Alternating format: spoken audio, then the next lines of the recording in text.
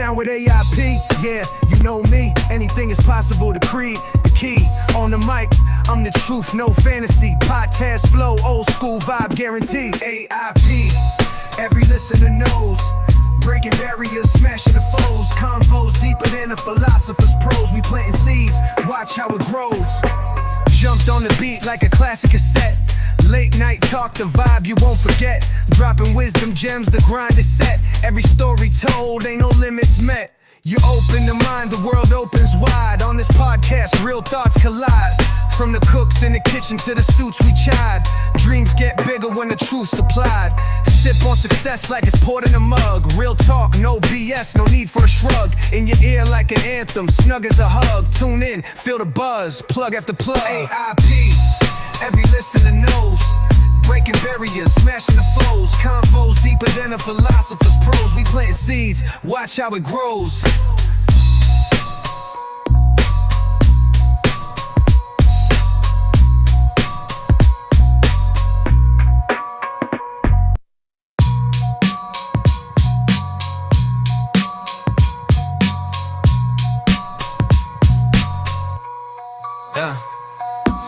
A.I.P, every listener knows. Breaking barriers, smashing the foes. Convos deeper than a philosopher's prose. We planting seeds, watch how it grows. Watch how it grows. Watch how it grows. Watch how it grows. Watch how it grows.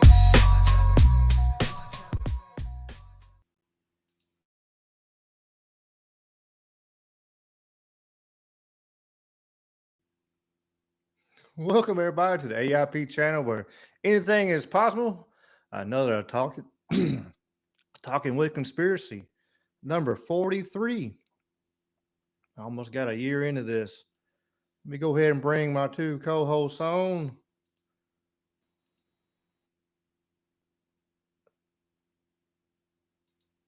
There it goes, being silly. There we go, brother Dave.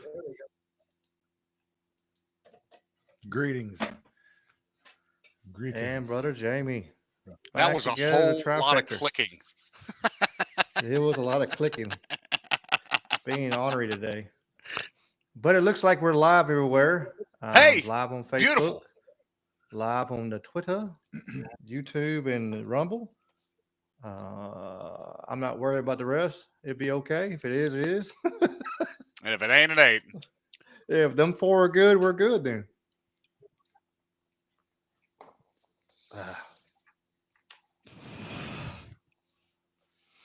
How y'all doing tonight, gentlemen? Doing well, my brother. Doing well. Living the dream, slinging ice cream. You know the deal. It's been a day. Yeah. For sure. We had a nice workout this afternoon at the park. Fred and Dylan and myself for a couple hours. So yeah, nice little session we put in. Nice. I bring some mats. I bring a big Muay Thai bag and hang it up. They got a big workout station anyway at that little park, and nobody really uses it. There's rarely anybody there. So, and we put the mats out in the grass. We get to it. Hell yeah. Me and JJ were out there on the park Sunday at Olive Branch, and he ran the whole park, and he run the track, then he run the whole park. I ran the track I did like 3 laps on the track. And then I was doing mitts with him. We got around like 6 in our mitts. And the bottom fell out on us. I never held mitts. I never held mitts in the rain, but I did it. Where were y'all at? Where were y'all training at? The park in Olive Branch. Okay. Over behind the Piggly Wiggly and stuff. The pigs. Nice. The pig's the place, baby. The OG of grocery store. We got viewers in places that are like, what the fuck is a Piggly Wiggly? Yeah. Piggly Wiggly is the original grocery store. It was the one that started them all, actually doing it the way that it is modern doing now. So, Right. OG store. Little history for sure. Bro, it's almost like I don't see us on Rumble. Did you refresh? Because I had it up on mine. Let me double. Let me Let me double. go back and double check here. So I've been wrong before. Let's see. Yeah. No, Oh it's no, got us there it is. live. There it is. There it is. We are shitting and getting, baby. Oh, so now it's showing up on my screen. Okay, it looked like it was frozen. Okay, hey man, live Yep, yep. worldwide, baby. James Take it said away, Rumble Ricky Pipe. working. Yes, sir. Yeah, James said Rumble working on his end. So yeah, let's roll. Um, the title has underground. What the hell is the damn title? I forget. I put this stuff together and then I forget. My brain. Underground cities, UK to block the sun, and another Epstein accuser is gone, passed along. But to start tonight, I wanted to hit some breaking news. Breaking news. Get this thing to do right. We won't. Guess we'll start off political night. Here we go. Breaking news. We have U.S. has signed the deal for Ukraine to give us some shit.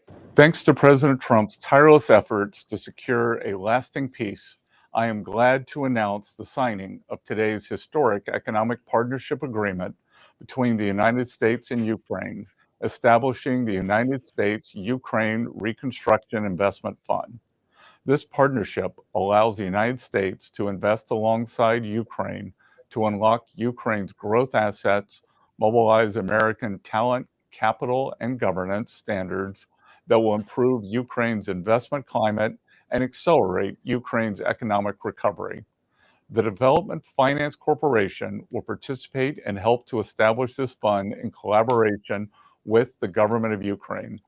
Today's agreement signals clearly to Russian leadership that the Trump administration is committed to a peace process centered on a free, sovereign, and prosperous Ukraine over the long term. It's time for this cruel and senseless war to end. The killing must stop, and both the United States and the government of Ukraine look forward to quickly operationalizing this historic economic partnership for both the Ukrainian and American people. All right, so we got mineral rights. When do the bullets stop firing? Well, that's the thing, if we have interest in Ukraine now if that's the signs of rights and everything, that's the scary part on the same thought. Because if we got mineral rights, then if Russia attacks Ukraine now, then we are Well, involved because they're attacking stuff that belongs to the United States. right, And they're not a NATO partner, but pretty much they're a NATO partner with this signing of this thing right here. They're not officially NATO, but if Russia or anybody attacks Ukraine now, then we got to go put our nose in it. So it could get fucking sideways really quick, or it could be that hopefully the end. I think it's the end. DT's been in talks you know, uh, with Russia. They know what's going on. That they, I think that, at the end of the day, man, I think Putin is believe it or not, a pretty smart dude. Everybody wants to paint him like he's just some warlord maniac, but man, I don't think the guy wants to fight nobody. He could have done a lot worse things than he has, and he hasn't. They're all worried about him trying to sweep over all these, Eastern European countries and try to, reunite the old Soviet bloc. Man, that's never going to happen. You know, um, I don't know, man. I think they're just using Russia as a fear tactic to try to scare a bunch of people. Yeah. Oh, for sure. But yeah, as always, it's been ingrained in our minds between movies and stuff for like our generation. We grew up on movies that was Russia was the bad guy always, you Right. know, uh, and before then, but just like I said, just like our generation, we've always been. That was what we grew up on. Russia's bad guy, and that's what been the propaganda has always been Russia's bad guy. Like even though World War II, they helped out the Allies against Germany. But if you because the Cold War and all that shit that happened with the Cold War, and now if you're looking back, especially like I have with all the declassified programs and shit that they did through the cold, during the Cold War time, it's insane what they in the name of whatever that they did, but between Operation Iceworm and uh, yeah, like did you know that they dug tunnels and built an underground base there in Greenland? Oh, you mean just one? Wait a minute, Ricky. Are you telling me there's only one underground base across the globe? Uh, there's multiple. There are multiple. I This think. one was encased in ice, though, and they tried to keep it ice, and the ice did what ice does, and fell in. Wait a minute. Is But this the seed place? no, they had Operation Iceworm. If you don't know what that is, they actually because Greenland was closed, but they were actually just saying they were going to do. They told Greenland that we were doing just you know ch- doing studies for underground this and that. But what we were doing, we actually put missiles there, and we want to have. We were the point was to have nuclear warheads sitting in Greenland underground. So if shit got real, they'd be closer to Russia or USSR at the time, and but it backfired because of ice being ice and it melting and ice moves. Yeah, so it turned into a very expensive shit show when it's all said and done. Um, but yeah, there's multiple bases and stuff. We got we do have that. Let me pull that video and find up. I know the one that Jamie's kind of poking at me. Mm-hmm. Show. Mm-hmm. He's kind of poking at me right now. Come on, show it. Where's she at? I got a There lot of stuff and tonight. and I'm listen, about better covered from last week to this week. I got stuff for us to see tonight. I promise you that. I think before we look at this video, people need to understand what this woman is about to talk to us about is very well documented. Government documents, they've got the financial transaction on the money they spent to build these bases. You know, they exist. This is not a conspiracy theory. This is not just another rabbit hole people go down, that leads to nothing. These exist.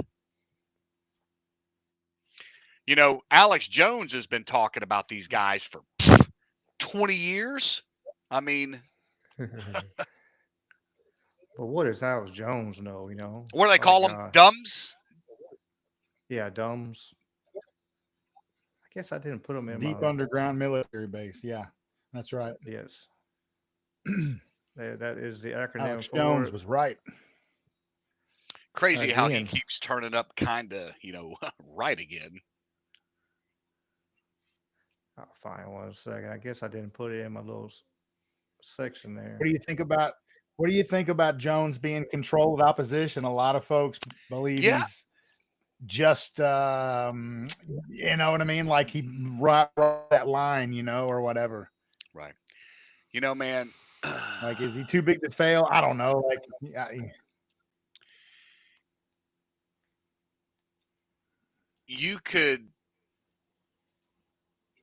I mean, if you wanted to run the ultimate psyop, why not have popular pundits on both sides of the aisle that their job is to do nothing but inform and direct a narrative one way or the other, whether Alex Jones is on the right libertarian conservative side, or people like Van Jones, Right. you know what I mean? So You'd have people on both sides. right, pushing Right. narratives because that's what they're paid to You'd be do. like the ultimate puppet master.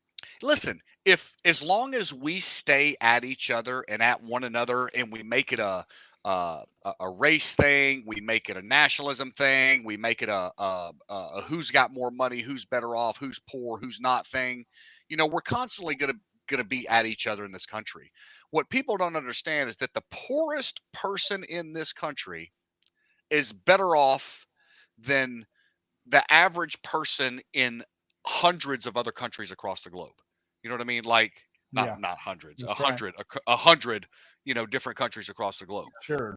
Americans The are West is wealthy, the and best. we choose to pretend like we are just, we're so wrapped up in brand names, Gucci, Prada. I got to have the new Nikes. I got to have the new shoes. I got to have the new jeans.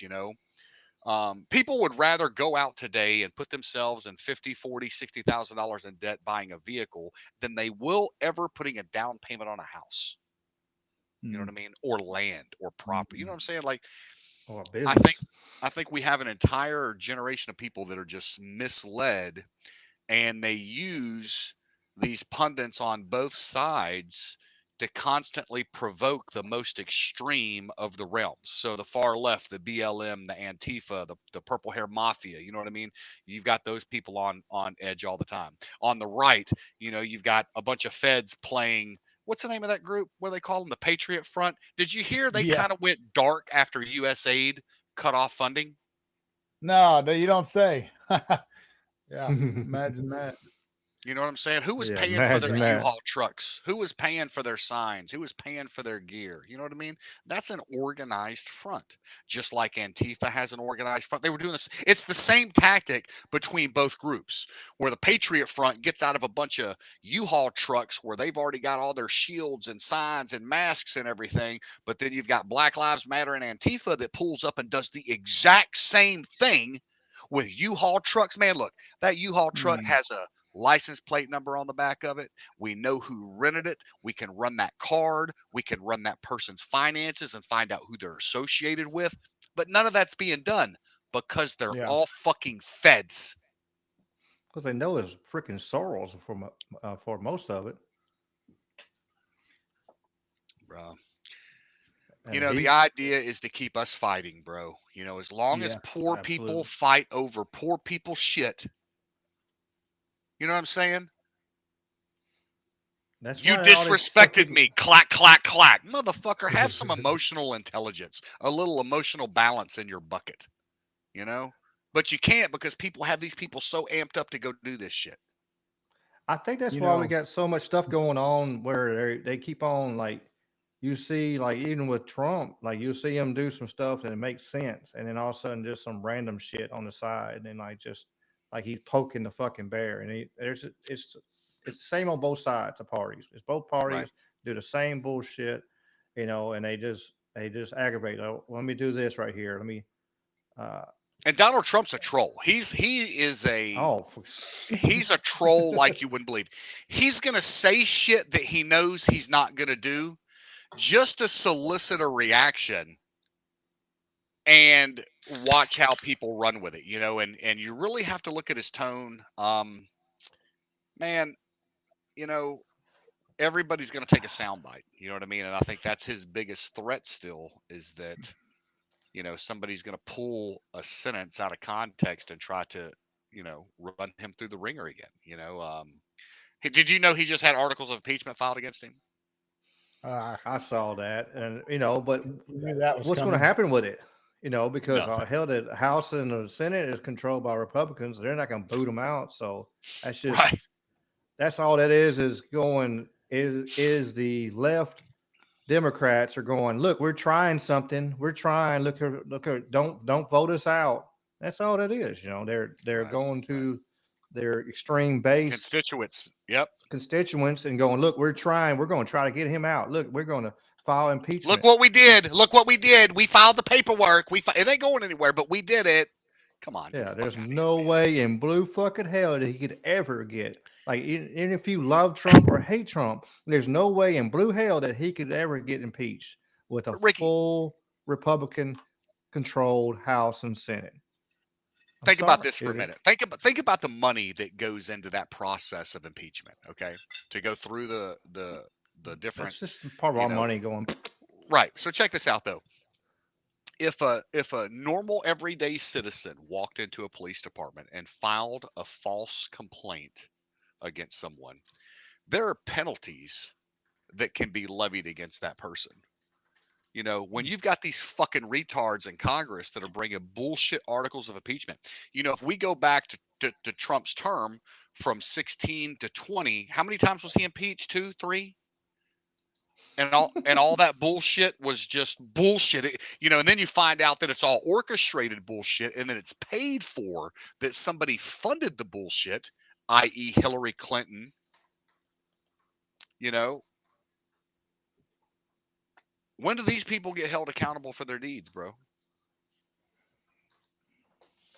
Nah. Maybe soon, maybe never.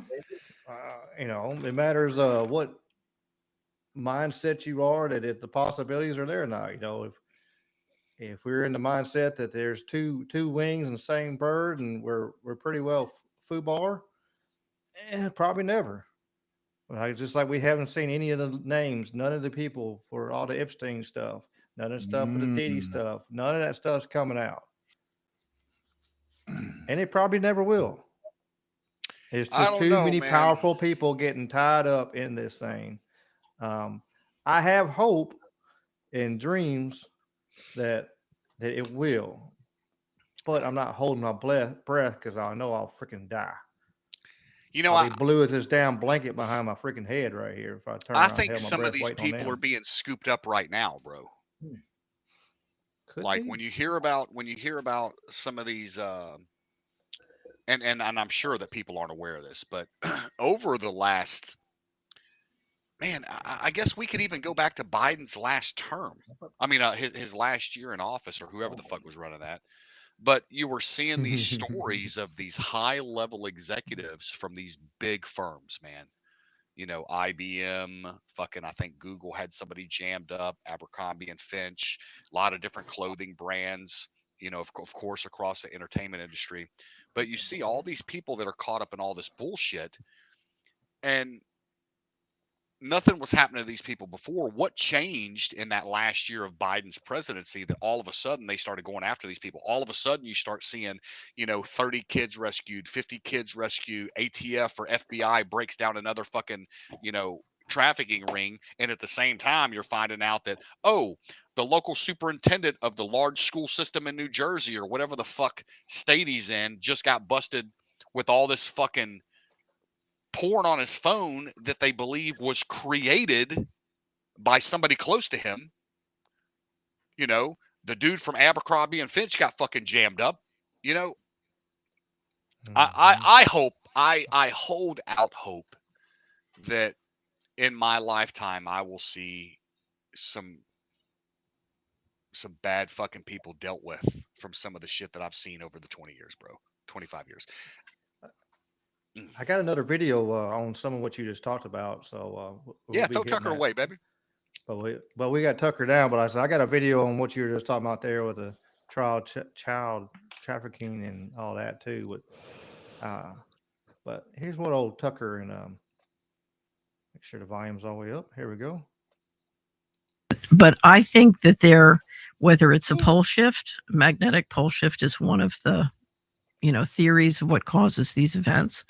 But there is a history of near extinction events. And one of the things that I've looked at, because I'm trying to figure out, you know, between fiscal 1998 and fiscal 2015, there were 21 trillion of undocumentable adjustments in the U.S. government. If you go to our website, missingmoney.solera.com, we have years and years of documentation, including the government financials that show this. And so the question is, where's all this money going? And one of the things I've looked at in the process of looking at where all this money is going is the underground base and city infrastructure and transportation system that's been built. And I'm sorry. yes, so we have built an extraordinary number of underground bases and supposedly transportation systems. Some of these are a record of, some of these are documented as part of the national security infrastructure. I think there are many more. So In the United States? In the United States, on all over the world. But in from 2021 to 2023, I took one of the smartest subscribers in the Solari Report network, and he and I spent 2 years collecting all the data and all the allegations on underground bases.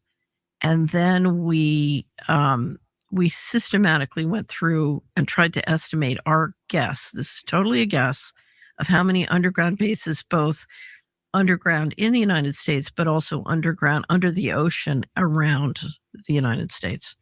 And our estimate was 170 with a transportation network connecting them. And what would be the purpose?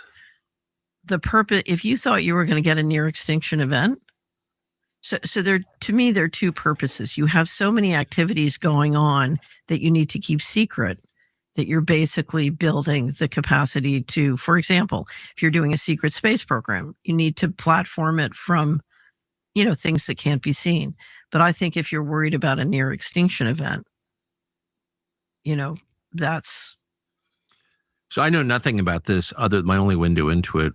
I knew a contractor who worked on one in Washington, in the city of Washington, D.C. Right.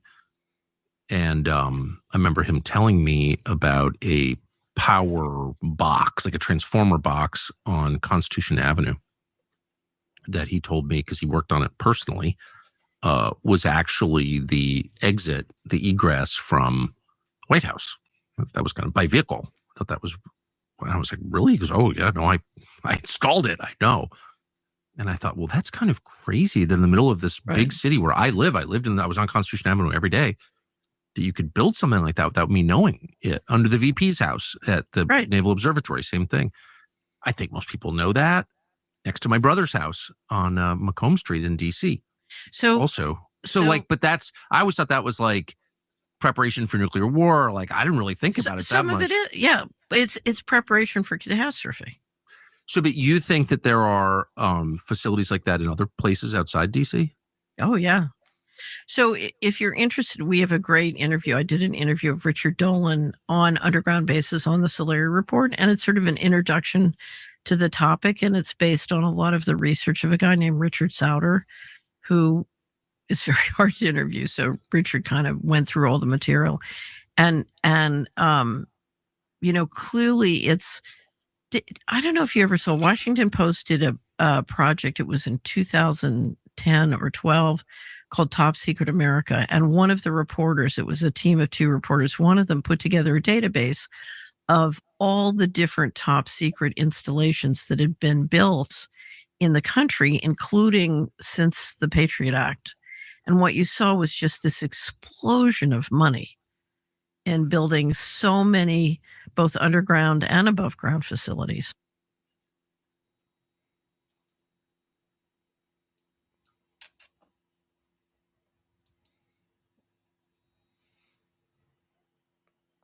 Maybe the movie 2012 was maybe it was, they were trying to tell us something on that one, bro. It wasn't Marx to make it, kind of movie magic, but they sure are building. They've been talking about building, people have been building bunkers for years. They had them big ones, 10, 15 years ago, there was them multi underlayer bunkers for like super, super rich, had the layers in it where it had all the infrastructure in it. You could have it, they had grocery stores and shit. And then they stopped talking about them. You didn't hear nothing else about it. Well, back in the back in the 80s, I don't know if you remember this, Ricky, but they used to have these stories all the time that were, I think they were New York, maybe Rhode Island, but they had these underground tunnels that they were boring out there, and they were huge. I mean, massive, man. I mean, you could put a multi-layer train deck down in there. You know what I mean? They were so big. Um, and they talked about how all these tunnels were going to be used for water transportation to be able to move fresh water. And I'm like, what? That was the story back then. You know, I don't know if you remember any of those. You know what I mean? Um, but they used to talk about how they were boring out under New York. You know, so I wonder, is that them boring out these giant water tunnels, as they say, or is that some of that next level shit? You know, Not a I don't know. possibility that next level shit. Right, right. Yeah. Because like I said, they've been, for the last 15 so years, 20 years probably, they've been talking about, they were kind of open about it. They even had the shows with the bunker shows and everything on TV, and then they were talking about building bunkers underground and all that kind of stuff. And like I said, Right. then that shit disappeared. The TV shows went off the air. You didn't hear nothing else about them big major bunkers that was getting built for potentially you could buy a level of it. That shit went out the door because it got all bought up. I put money on it. Right. I'm Yeah, not sure, hiker. I bet it did. I'd have to listen to it again.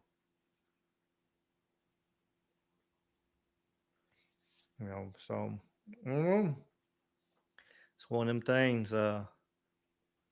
If there's investment there. If you're going to spend millions of dollars on something, there's going to be some kind of return. Except for unless it's a Snow White movie. Hey, let's go back to what the woman said. What she was talking about was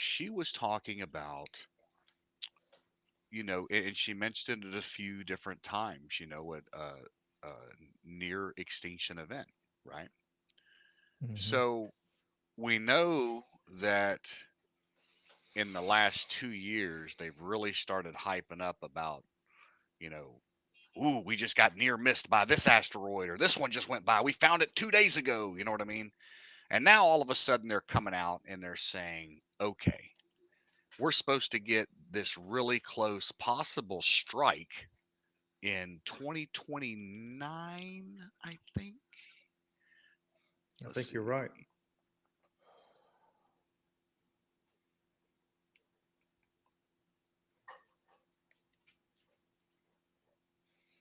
I know they Yeah. found missingmoney.solari.com was that link she said.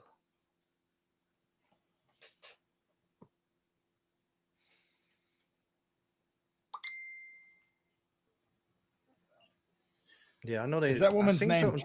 Catherine something? Catherine something? What was her name? I Let don't me look at. remember. Let me. Let's see if I can find her again. Hold on. I feel like I've uh, watched some of her material before on COVID. I feel like it's her. She sounds like her. She's a lady the same age, but Catherine Fitz.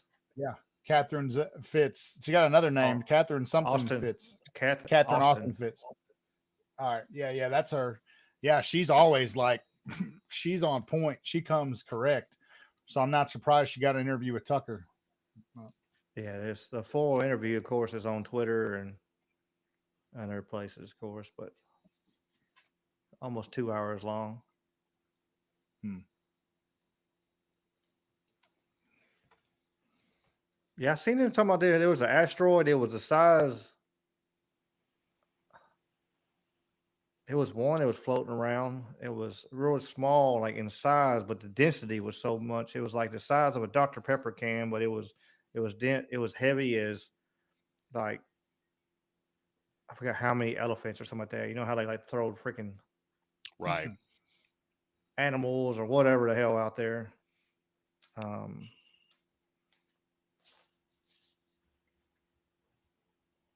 Yeah, I can't find this specific one that popped up on the news multiple times, but they even had uh what's his name? Tyson uh Neil deGrasse. Neil deGrasse Tyson, right? They even had him talking about it, right? And when you've got TV people that really start pushing this thing up, you know, I go to the emotional bucket. You know, if you can tip people's emotional bucket, you can control them to do shit, you know. So if we go to look at, the way that people that have fear of what's that called, when they fear ever getting sick or whatever it is, hypochondriacs. I think that COVID was an op to target the hypochondriacs in America, because we know they cross both aisles between Republican and Democrat. You know what I mean? And you can control a lot of people's mindset. When you use fear as a driving point, you can get people to do shit. And now keep just notice, just pay attention to the news stories when they talk about, you know, hey, possible meteor strike. What the fuck are they going to throw at us next? It only takes a little bit to tip the social pool and make society go fucking nuts. Alien invasion. Freaking. I'm waiting for that. When do we find out that Congress is really full of lizards? Hopefully soon. All them damn masks. Hell, Hollywood too. You see all them videos, or you can tell like some of them are like either they just got body doubles, because they don't want, can't want to be there in multiple places at one time or some bullshit, or it's just they are some damn. Uh, the movie They Live is a freaking documentary, one or the other. They're all, but you see a lot of pictures, and if you're really looking at it right there in the corner of the eyes and stuff, you can see it looks like they really look like they got a mask on. Maybe that's what it is. You Oh, bro, see, did you see the video of Biden? Man, you know that. You saw that. oh yeah, Biden for sure. But I mean, for all political ones, they got a body double, at least one. Hillary had one. Like when she fell out during the campaign trail, and then all of a sudden she came back and she was back to normal real Looked nothing quick, like her. like, and then looked nothing like her. That was just her body double. I mean, that's just Bro, they've been doing that for centuries, having body doubles. Right. The rapper Tom McDonald. I do. So he's got a new song out where he's talking about they'll snatch up a rapper and swap him out. He's claiming like Eminem and a bunch of others are swapped out. They're clones. And he's I don't know. You really just listen to it. It's like a rabbit hole all in a song and a little package for you. It's pretty deep though. It's crazy to think about. Have you seen the episode, the podcast episode with Jim Brewer speaking on Chappelle? Yeah, I was about to say, I know Chappelle is one of the ones that Right. Brewer he's for saying sure. Dave ain't Dave is what he was saying, right? Yeah. Right. And now if that means that the dude's personality just changed a little bit, or, like, what the fuck?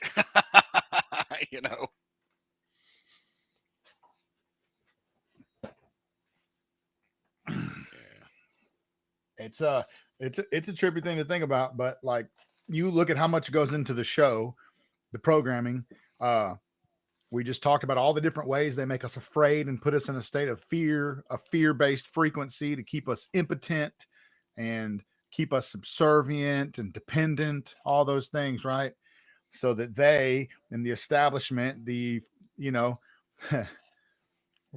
what did old boy say? He said the appearance of the law is the most important thing, especially when it's being broken. Like we have to appear to be upholding the law, especially if we're running all these schemes and stuff.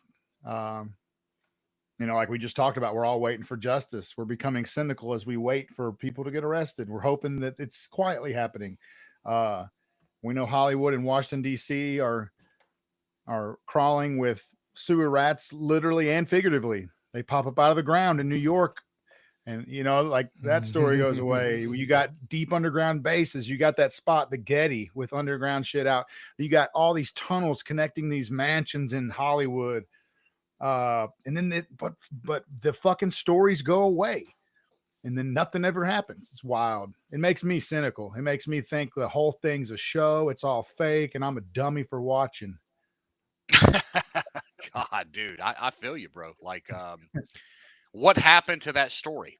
Because when those dudes were coming out from under the ground, they pulled a bloody fucking mattress out from under there that looked like it would be in the Sure spot did. where somebody's head would be.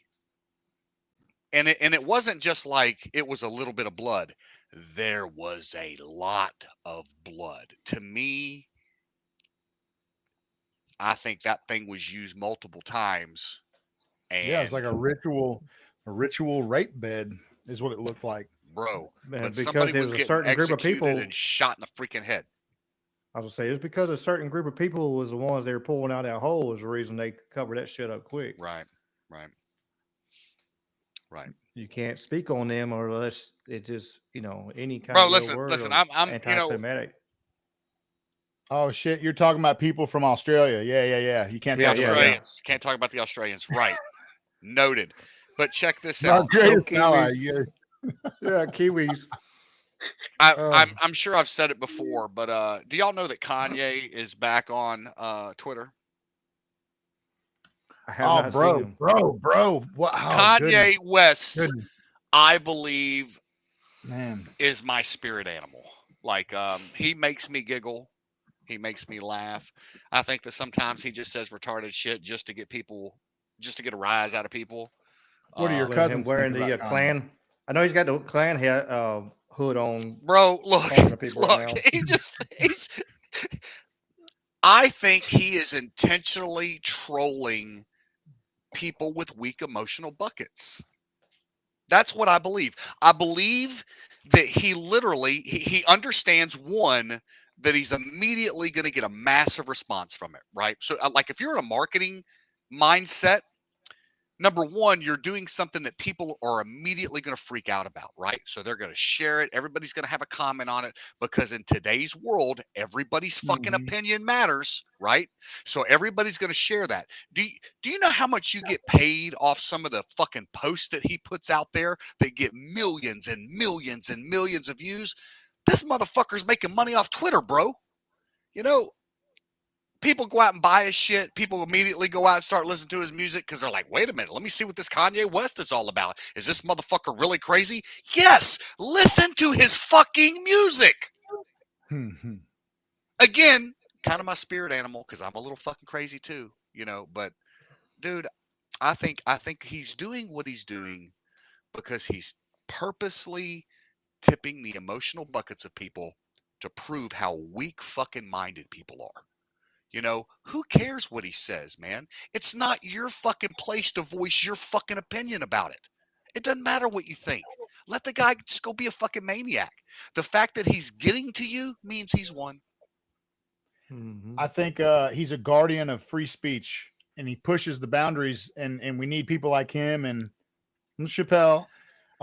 Do you know they crucified motherfucking Bryce Mitchell, son. Oh well. I still want him on. I still want to get him on the show though. I still want to get him on here, but we're gonna have to do like a pre-recorded. Come on. Oh, it's definitely. I need to talk to Willie. Recorded. Oh yeah, I'm gonna have to holler at him. I'm gonna try to get with Willie and see. And yeah, it's gonna have to be pre-recorded because I'm not. I don't have much to lose.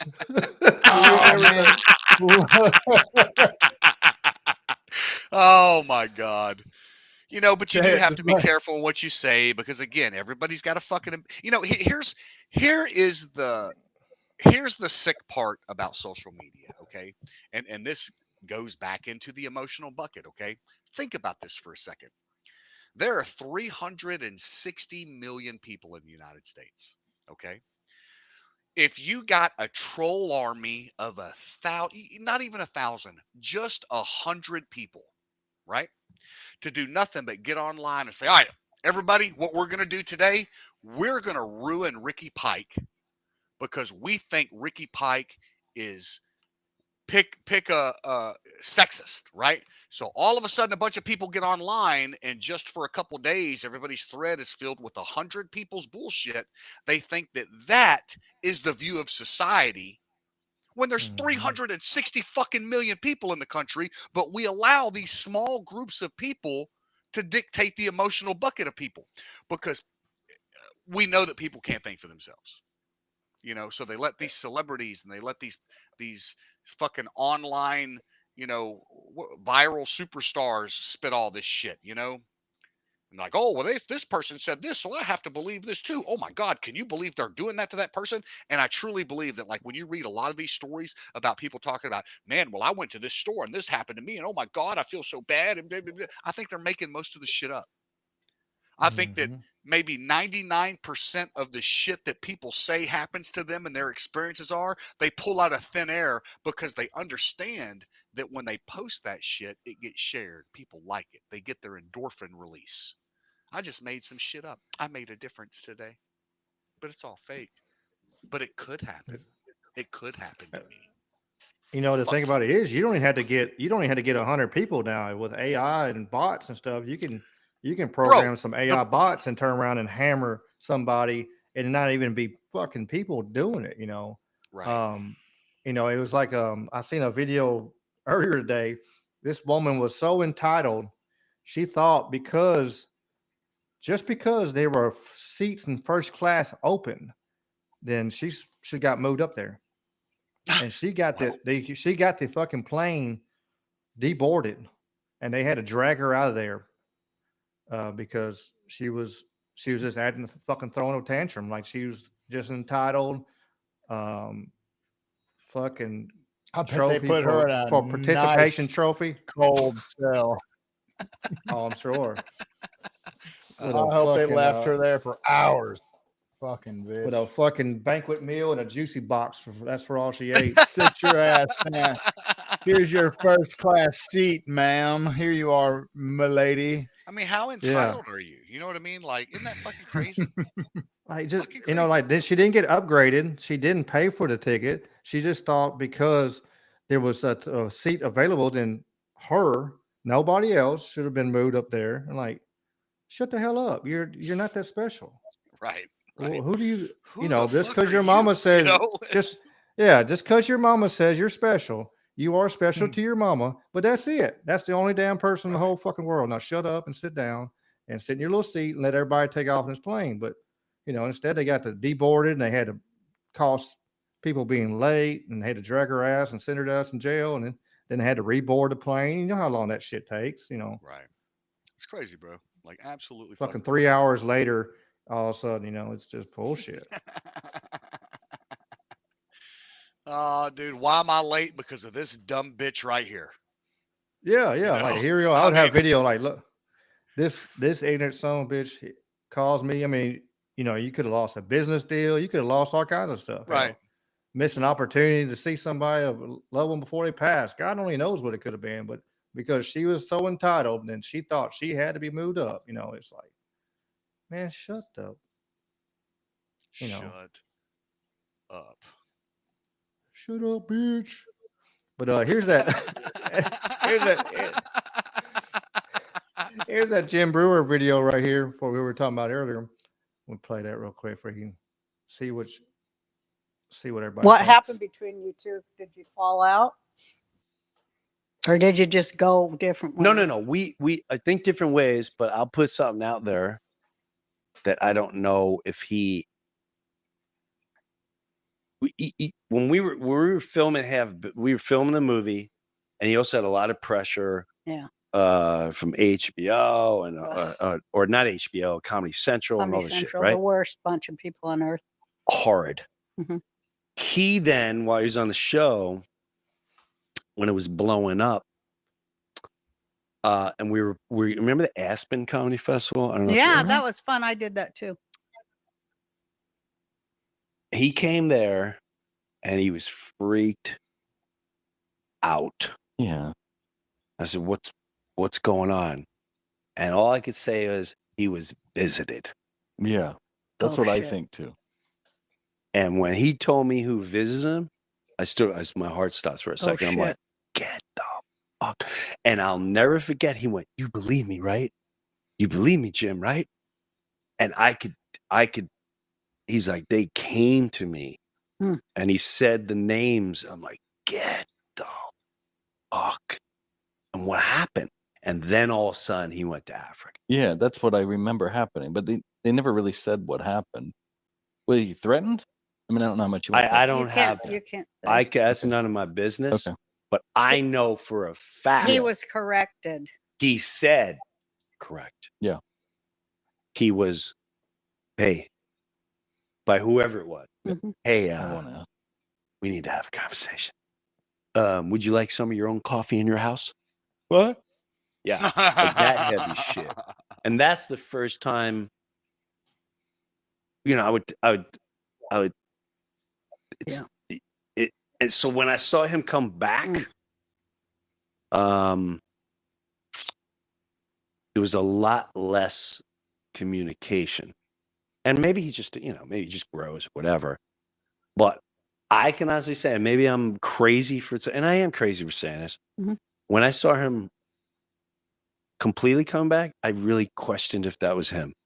Yeah, I know, right? I think that's. And I know that's really crazy. I think those same things. Yeah.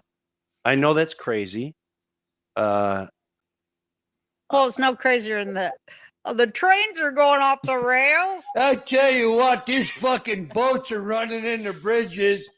Some of bitch, goddamn fucking electricity went out, and let me get you know what? The black box don't work. Son of a bitch, it's been working for years and years, and all of a sudden this fucker went out of business. So we don't know what happened. All we know is the fucking ship. Yeah. Whoopsie daisy. Okay, aliens in the mall. Can we go to aliens? Okay, let's go to aliens in Miami, walking around the mall. Come on, Roger. Can we get another bombing somewhere? Can we get another bombing somewhere? Bro. Speak them facts, Jim Brewer. Man, that was distractions, beast, bro. You know, And if you don't think the government won't off a bunch of people just to drive a point home,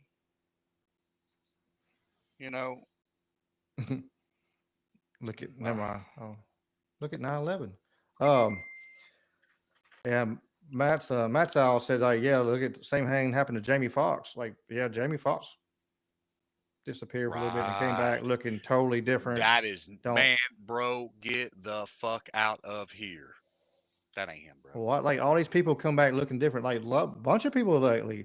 You see videos of a lot of them. They're, man, a lot of celebrities they're looking like zombies and Ariana Grande and shit. And I'm like, man, what is going on in that world? That it's just everybody is sideways right now. And I don't know. The possibilities there are. Anything is possible, as always. Whitney, something on the stove? Okay, had to make sure my house wasn't burning down real quick. I heard something clicking on the stove. Don't strike your lighter. Well, thank God it's gas. Thank God it's gas. I just yeah. I mean, it's not gas. It's electric. Electric. Yeah, I got gas, so yeah. Man, I wish I had gas. It heats up so much faster, bro. I like gas on the stove. Till you get like a 5-year-old reach over there and click it, and the sucker's hitting that igniter. I'm like, oh shit! You take off running. Over the flip floppy stuff, we are kind of native. Check this thing out right here.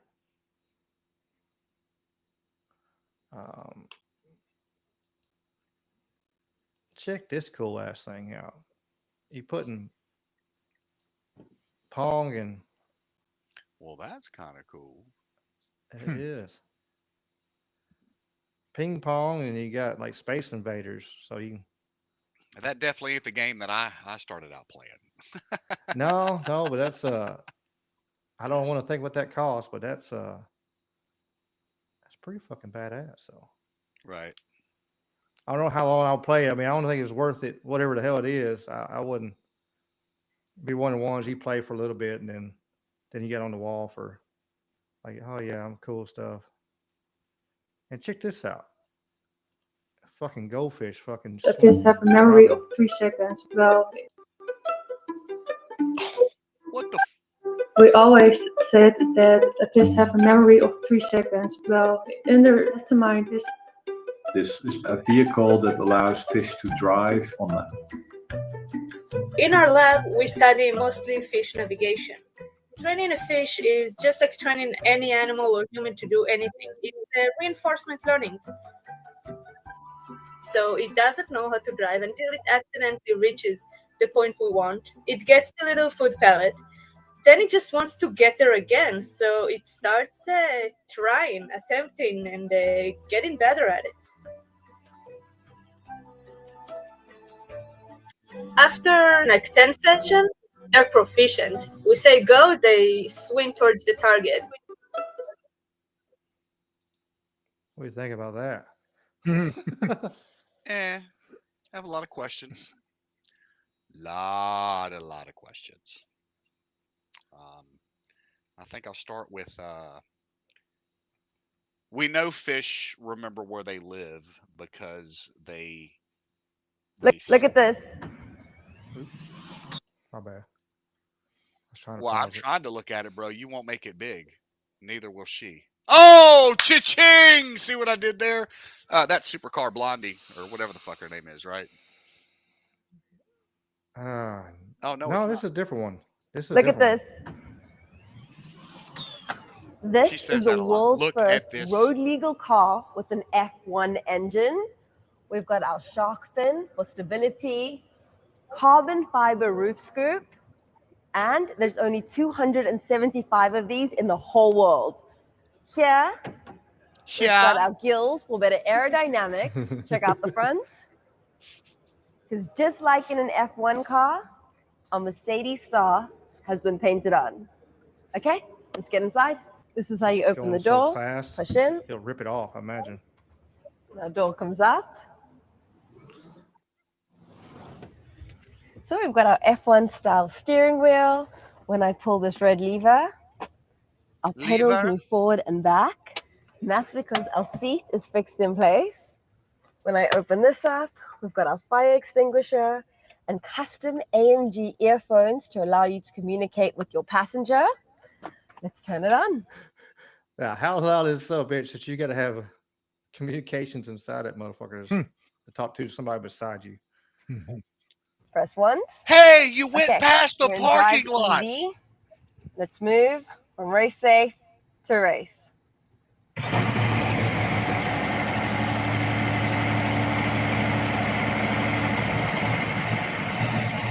Okay, what do you guys think of number $2.7 million AMG one?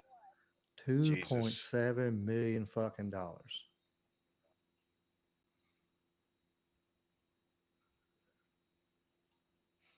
Bro, I'm so tired of these people. I got a 13-year-old minivan outside that's worth about $1,200. You know. Well, the newest vehicle I own is a 2010 right now, I think. Yeah. Look at you all. And it goes in reverse very, very fucking fast. All the way back to a 1950. Yeah, all the way back to a 1950. Speaking of clones, is that even Mark Zuckerberg? You know, that's the new model. Dude, he's all juiced up on tea. Yeah, that's the new model. The new that's model, the 3.0. And look at and listen to his verbiage here on this.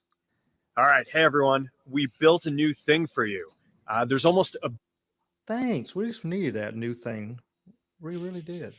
billion people who are using Meta AI across our apps now. So we made a new standalone Meta AI app for you to check out. Meta AI is designed to be your personal AI. That means, first, it's designed around voice conversations. You open up the app and you can talk to it about whatever you want. from the news to an issue you're dealing with to just anything that you want to learn about. It's also designed to be personalized. We're starting that off really basic with just a little bit of context about your interests, but over time, you're going to be able to let Meta AI know a whole lot about you and the people you care about from across our apps if you want. We also designed this social feed, so you can discover all kinds of different ways that people are creating stuff with Meta AI. It's really quite fun to check out. And also, you're going to be able to use the app to manage your Meta glasses and other kinds of AI devices that we're going to be building in the future. So anyway, this is the beginning of what is going to be a long journey to build this out. But, go check it out. Let us know what you think. Yeah, that's what I need him. Because I'm blind. I'm blind as a bat, Ricky Pike. You see how thick these glasses are? When I get down, I got to have my glasses on. The last thing I need is Zuckerberg checking in on my freaky deaky on a Saturday night. Okay. Look, can't do it, man. Can't do it. And you guys have never seen that movie, The Circle, with Tom Hanks? Apparently not. Enlighten us, brother. That's the future. That's the future they're building. It's a I don't know, just like that, yeah, everybody will like self-willingly like be cammed up, and you'll have either cam glasses or whatever, and just eliminating more privacy and stuff. You have to watch. It's a freaking movie about like where a social media could go and where surveillance could go. Not so much on the AI tip, but Dom Lucre, maybe Dom it's Lucre. pronounced. I love him. Right. So did you see his caption? Read his caption of that video, Ricky. He was saying that they were going to use this to discuss things with children like sexual orientation. So there's some red flags about this shit too, because they're like targeting. It's aimed for children to be able to engage with it. Mark Zuckerberg just announced his new controversial Meta AI that allows their chatbots to engage with children and even discuss sexual content is now live. So Mark didn't go into that, but Dom is saying that these chatbots, AI bots, they may be delving into these territories where they're not wanted or welcome. So that's a concern, something to watch. I mean, it's one of the things like, you share, I mean, how much of your personal life you're sharing into social media, you put your pictures, you put your kids and stuff, and all that. And now you're pretty well, I mean, the way the wording is, pretty much he's like, they want Meta AI to be your new best buddy, and you tell it everything. So they can fucking put it on a database. Yeah.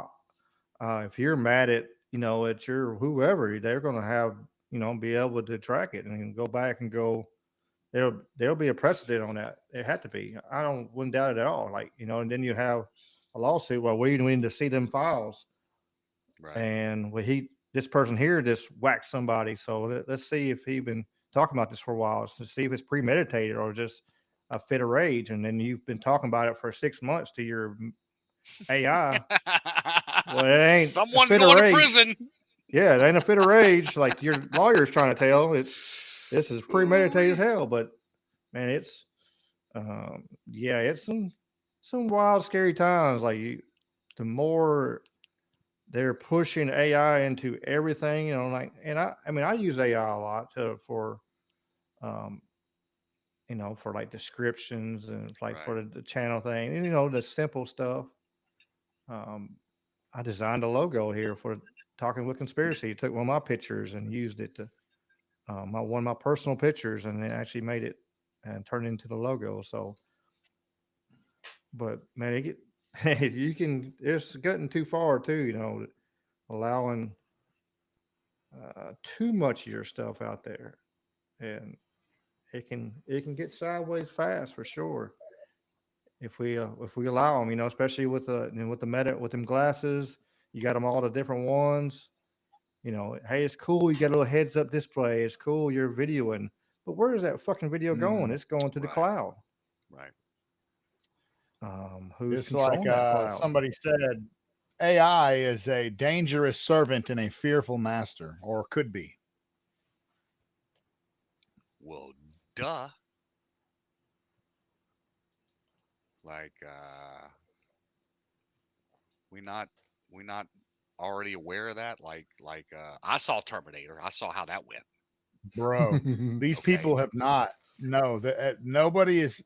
We are such a fucking minority that are aware of the dangers. Like I swear, people are just. They're like, fucking sign me up. Where's my chip? Where's my? You know, they're like. I mean, they have created a culture of these trusting creatures that are just naive as a motherfucker. Do you think They'll fall for do the you next think that's pandemic. really it? Oh well, you're right. You're right. Let me just shut up. Keep going. They'll Preach on, fall for brother. the next pandemic. I hope. You are. I hope, bro. I hope we're fucking making a dent, and you know, people. I hope people are waking up. And while I do think some people are waking up, when it comes to the dangers of like AI surveillance, crypto, cashless, you know, those sorts of different things, I don't think people take them seriously. Even though we've got Musk on record saying like this is scary as fuck, y'all don't. But of course, he's like kind of right. He's like also in the industry simultaneously, but he also has warned. He has warned about that threshold of singularity where the machines are sentient. And like, so like, you know, when he creates not Starlink, it's Skynet. That's what it's called. Right. Skynet. I don't know, bro, but I think a lot of people are asleep on it and they are like, man, AI is just like a fucking internet assistant that you can ask questions of. That's all. You can talk to Grok. That's it. That's what they look at it like. Mm-hmm. I mean, and that's what they want you to look at and see. Is, I'm trying to find. Bro, I have a relationship. I have a camaraderie with my AI DJ on Spotify. Like we got a fucking thing going on. How man. long have you been building this relationship? A few months. But is your wife aware? He told me you today. spent I a lot of listened time? He said to me, "Motherfucker said you listen to Morgan Wallen 243 minutes more than the average listener in the U.S. Look at you with all your Morgan Wallen listening. He has a black accent, my DJ, by the way. Oh my God! Very. Listen. Yeah, he does. Fucking for real. He's always, but he's like that. He's like that black guy that really was raised around too many white people, and he has to act black because it's like, but it's AI. You know? Yeah, he's that guy. That's my DJ. I have to play him for you sometime.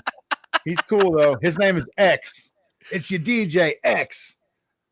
Anyway, so I'm not totally against it or nothing. I'm not like a Luddite fully, right. But like we talked about before, I don't know. There's concerns.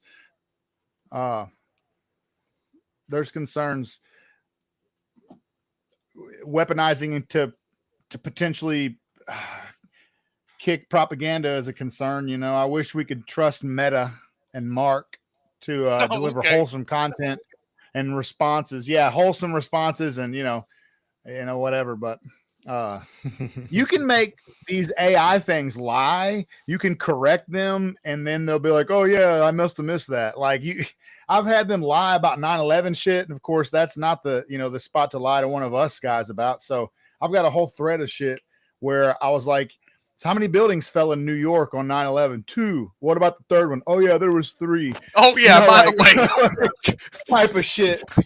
I was like, get the fuck out of here. Yeah. So anyway, I don't know. Fucking. Yeah, seems kind of shady there, huh? Absolutely. There was 3, but it was legit. Anyway, yeah, like. I had one tell me it did not have access to real-time information, and then later was able to trick it into giving me some real-time information. I don't know. It's all bizarre, but we'll see. So the thing people have to remember is that it's programmed by man, right? So ultimately, at the end of the day, some guy has given this thing a direction to go in. Now, whether people want to believe that or not, I go back to the concept of the old Commodore 64 and dial-up modems, right?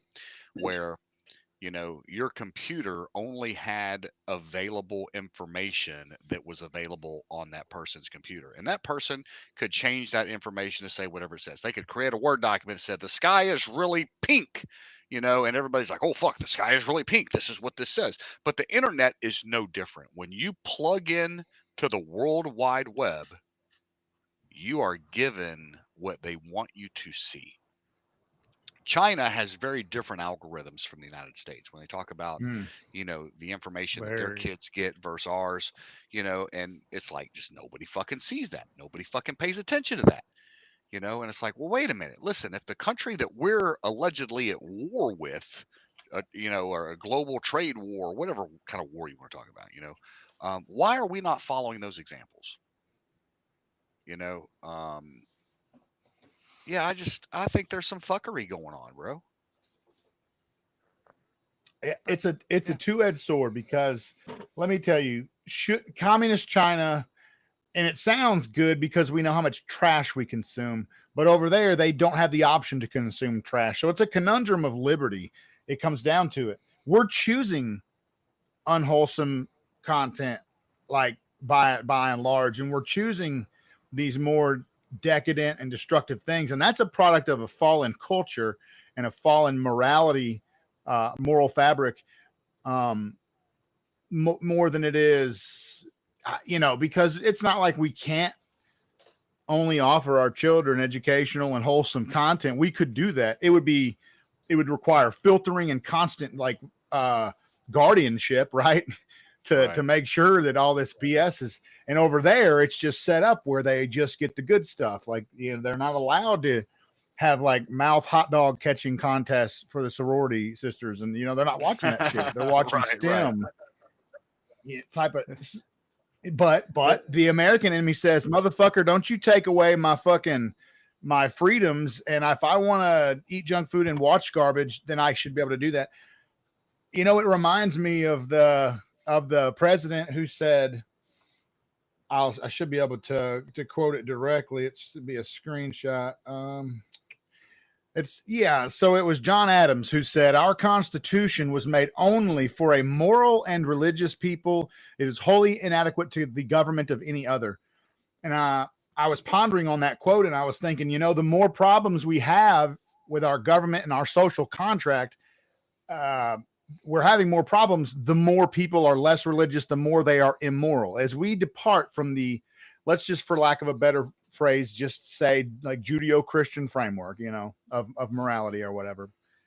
The more we depart from decency, I'll say, the more our system of government is failing. So it's partly a product of a cultural decay.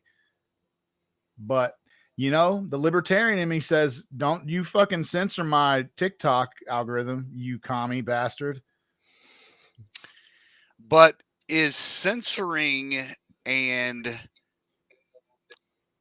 showing real information, take what the fucking news agencies have done over the last few years, where they've purposely twisted a narrative or twisted information. I mean, do you think that everybody should have access to that same twisted information, or, you know, should these people be held? It's an abuse. Like, right. I don't know. They're abusing. No, that's a good point. That's a great point. So I got a good video on that subject right there.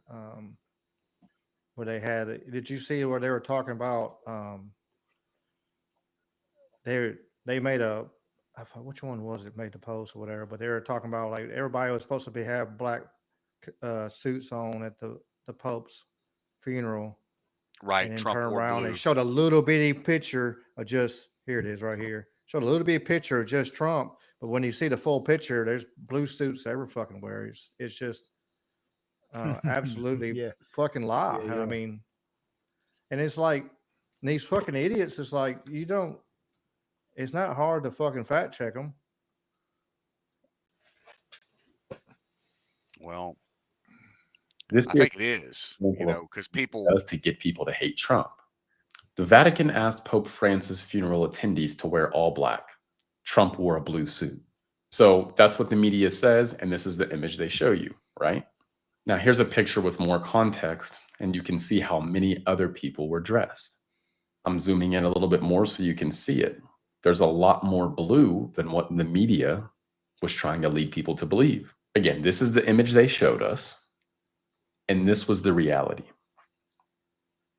And this is a perfect example of why the trust in the traditional media is at an all-time low. Like, they had to zoom in and get the perfect situation to push their narrative. And again, it's not about being intellectually honest or even fair. It's about pushing a narrative. And this is a perfect example of that. And it's beautiful to see the American people picking up on that and not trusting these traditional media outlets. Clearly, he was not the only person wearing blue there, but the media wants you to believe something else. That's It's because exactly it's what y'all was just negative. talking about. It's negative, you know, and if they can constantly push a negative message, you know, that's what they're doing, bro. Like,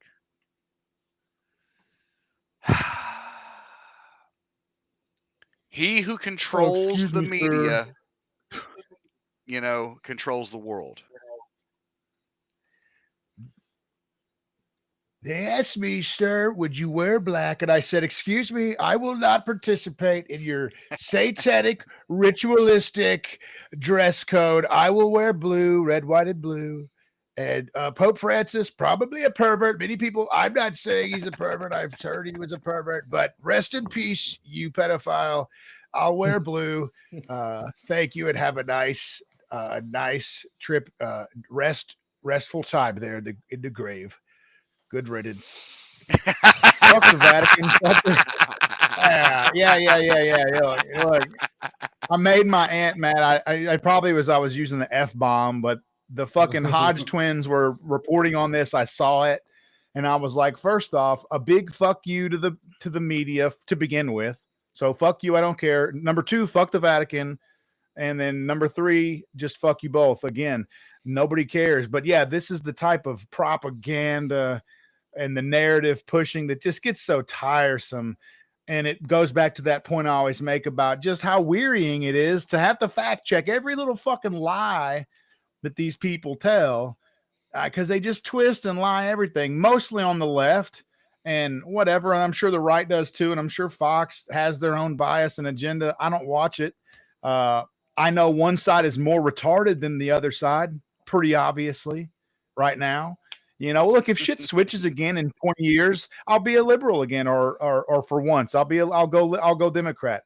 I grew up Republican and everything, but you know, Jamie's been around long enough to watch the fucking pendulum swing, and so you know, I'm just gonna kind of stay in the middle, you know, and try to stay sane and sober minded in the middle somewhere. But the flagrant lies, they're ridiculous. That's why Daddy Trump has to fucking correct him. Excuse me, I don't trust you.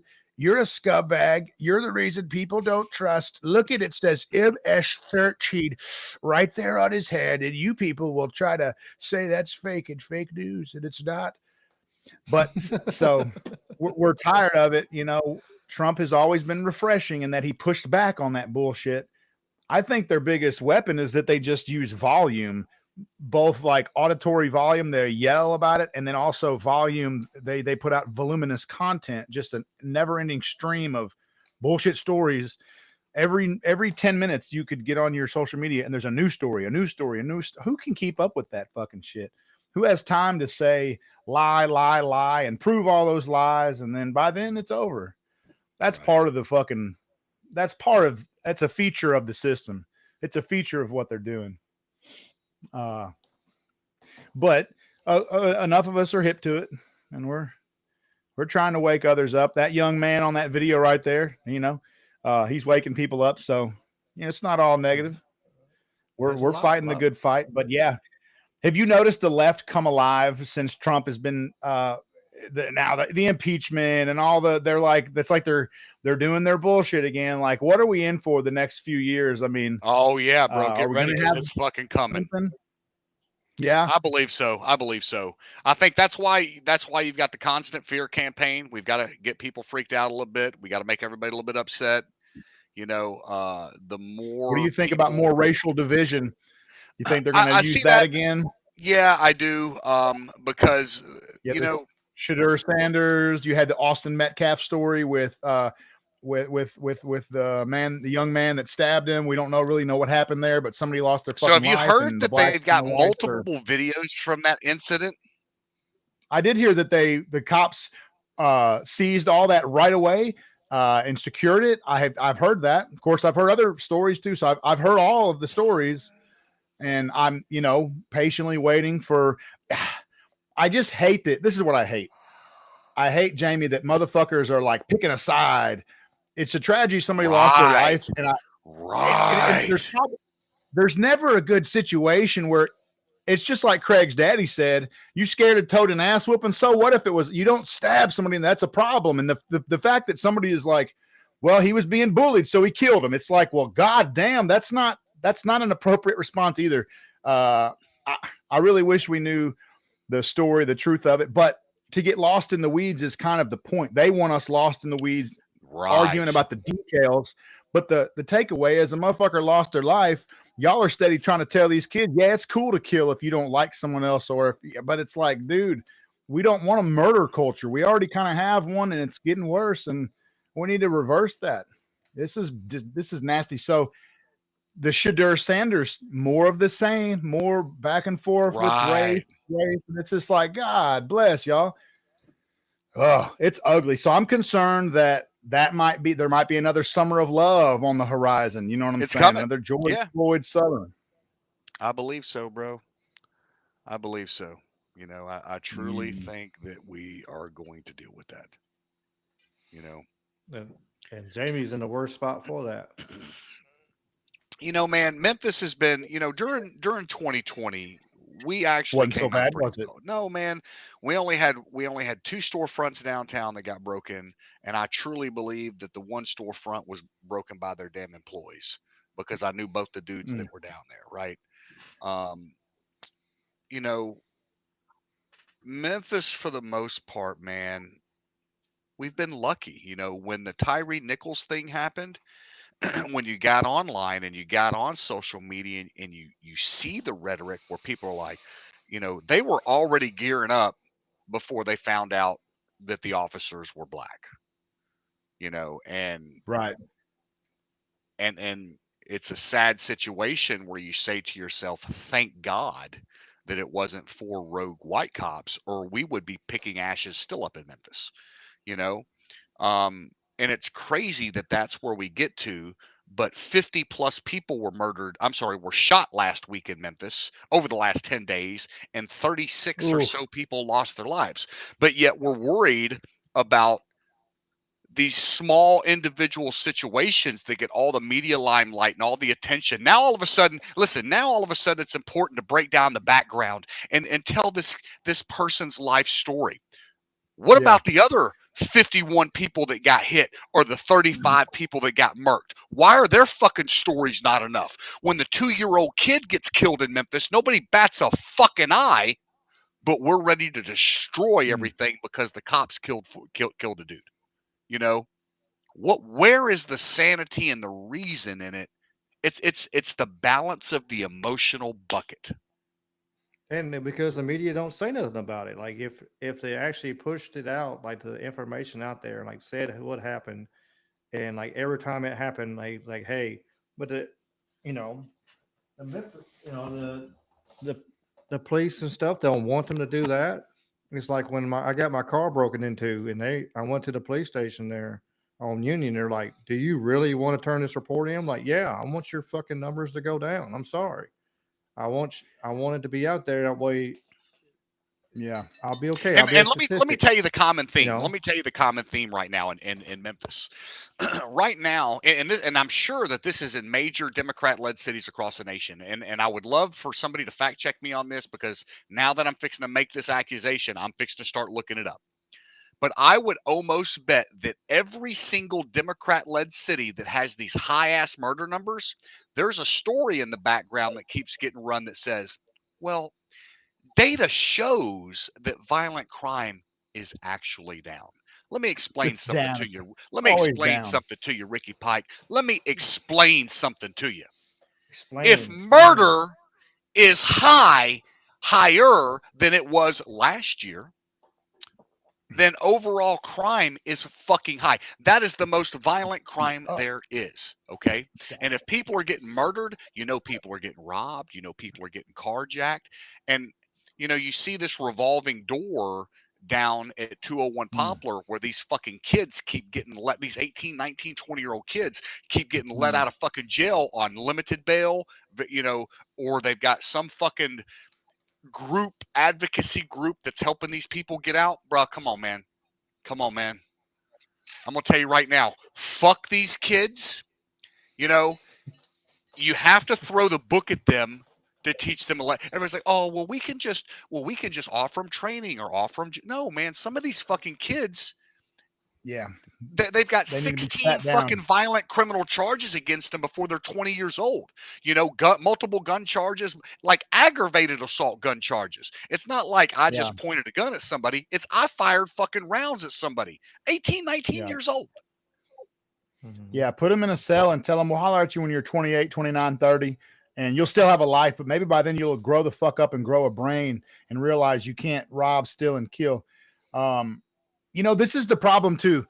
And man, we get so polarized on these issues, but here's something that's real. Police aren't always great at their fucking job. Now, that whole narrative of like they're out here willy-nilly murdering black people at this exponential rate, that is statistically and factually untrue. And it's provable by data. That's not a conversation. But are there police departments that are underfunded, poorly trained, and maybe they do bad shit like in the Tyree Nichols case or other examples where they do fuck up? So there's, a conversation to be had about, moderate, mild reforms in policing. We can do better there. We can do better, and we don't have to push an anti-cop narrative, a fucking lawless narrative. Right. Right. There's a middle fucking ground. Look, this is how unsatisfied the leftists are, though. When they arrested those cops, the first thing motherfucker said was, if they was white, they wouldn't have been arrested so fast. And it's like, God damn, man, y'all want us to crack down on bad cops, or do you not want us to crack down on bad cops? Like, what the fuck? Pick what side of the street you're going to walk on. But a lot of people in social media, like you said, monetizes clicks and emotional rage bait. And therefore, excuse me, a lot of people, they just want to play the race card, play the division card, stir up drama and hate and anger and fear and any other negative emotion that is a powerful emotion, however destructive it may be to your community. But that's kind of just what we're dealing with. Every single thing that happens, there's like, they'll try to put a racial element in there. And you have to wonder if that's by design to keep us divided and, and stir up chaos. So I don't know. I wish we could outsmart that shit, but those are powerful emotions. There is a dark history in this country of racism, of slavery. I would argue that America fought a war to end slavery. A lot of white people died to end slavery. 1 in 4 Republicans, 1 out of 4 lynchings in the South during the time of lynching was a Republican cessationist. They wanted slavery to end.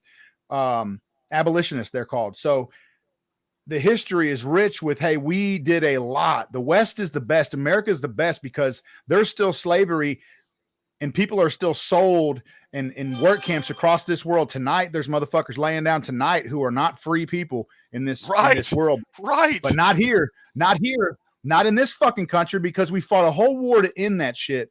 And so I wish we could heal from those wounds, but damn it, if these grifters and race pimps don't keep us stirred up with lies and hatred.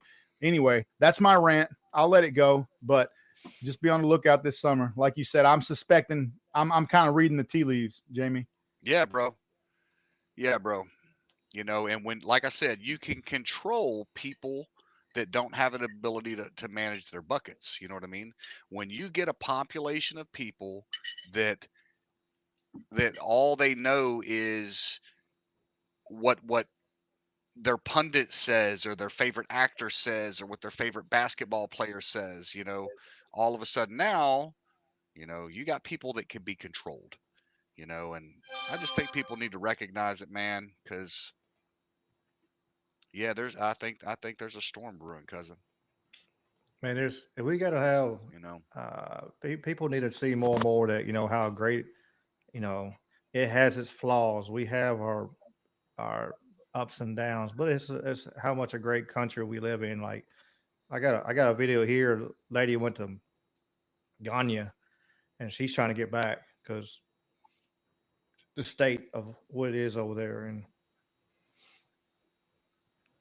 But y'all, I'd rather go back to America and deal with the racism in America before I sit here in Africa and deal with the bullshit bribery, the bullshit fraud, the bullshit scam, the bullshit too expensive, the bullshit not having no snacks, the bullshit not having no food, the bullshit electricity, the bullshit hot water, the bullshit what's that shit called that be coming down? The bullshit animals and scorpions outside the house, there's big ass spiders, there's big ass lizards, colorful lizards you ain't never seen before, all in the fucking room with you, sleeping with you. All the bullshit people trying to scam you when you go outside thinking you rich, so they trying to get more money off of you. I'm really trying to wrap my head around this shit. I'm really trying to wrap my head around how are Americans coming to Africa and being happy. Please comment down below, because for me, I'm ready to go.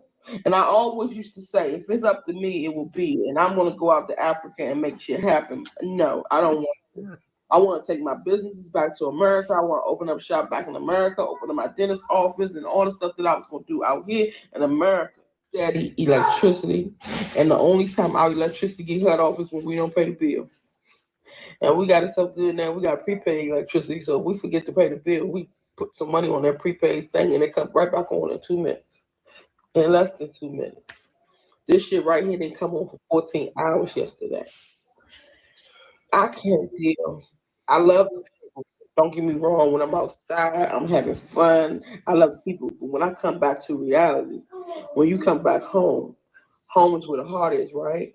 When you come back home, you're supposed to feel comfortable. You're supposed to be happy. I'm not happy. To live in a house where you look outside and all you see is turkeys and ducks and chickens and sheep and old malnourished cows. Malnourished cows. that's what she said. But I mean, yeah, people wanted to say, how terrible it is, and then when they do actually go somewhere, and big reality sets in, huh? Reality sets in when you actually go to other places. When you just sit in your box, and if you look at Hollywood or watch TV, and and the TV shows you the good spots. They don't show you the real life. How it really is. Right. I commend them for trying. Like, hey, we're going to try to do this. We're going to go over there. Like, cool. But they realize that, hey, they fucked up. But I respect that because they realized what they had done. And now it's a better situation over here. You have these freedoms to fly all these different crazy flags or talk this crazy shit. You have those freedoms over here, and I don't understand, like, so many people are rooting for certain things, and they realize if they went over to in their mindset of how they feel things, if they went to other places, fuck, they get killed, they get stoned outside the fucking gates. I mean, right, they'd dude. be Listen, done. some of this whole look. I'm trying to think of the most political way to say this. That way I don't just word vomit. But, the purple hair mafia.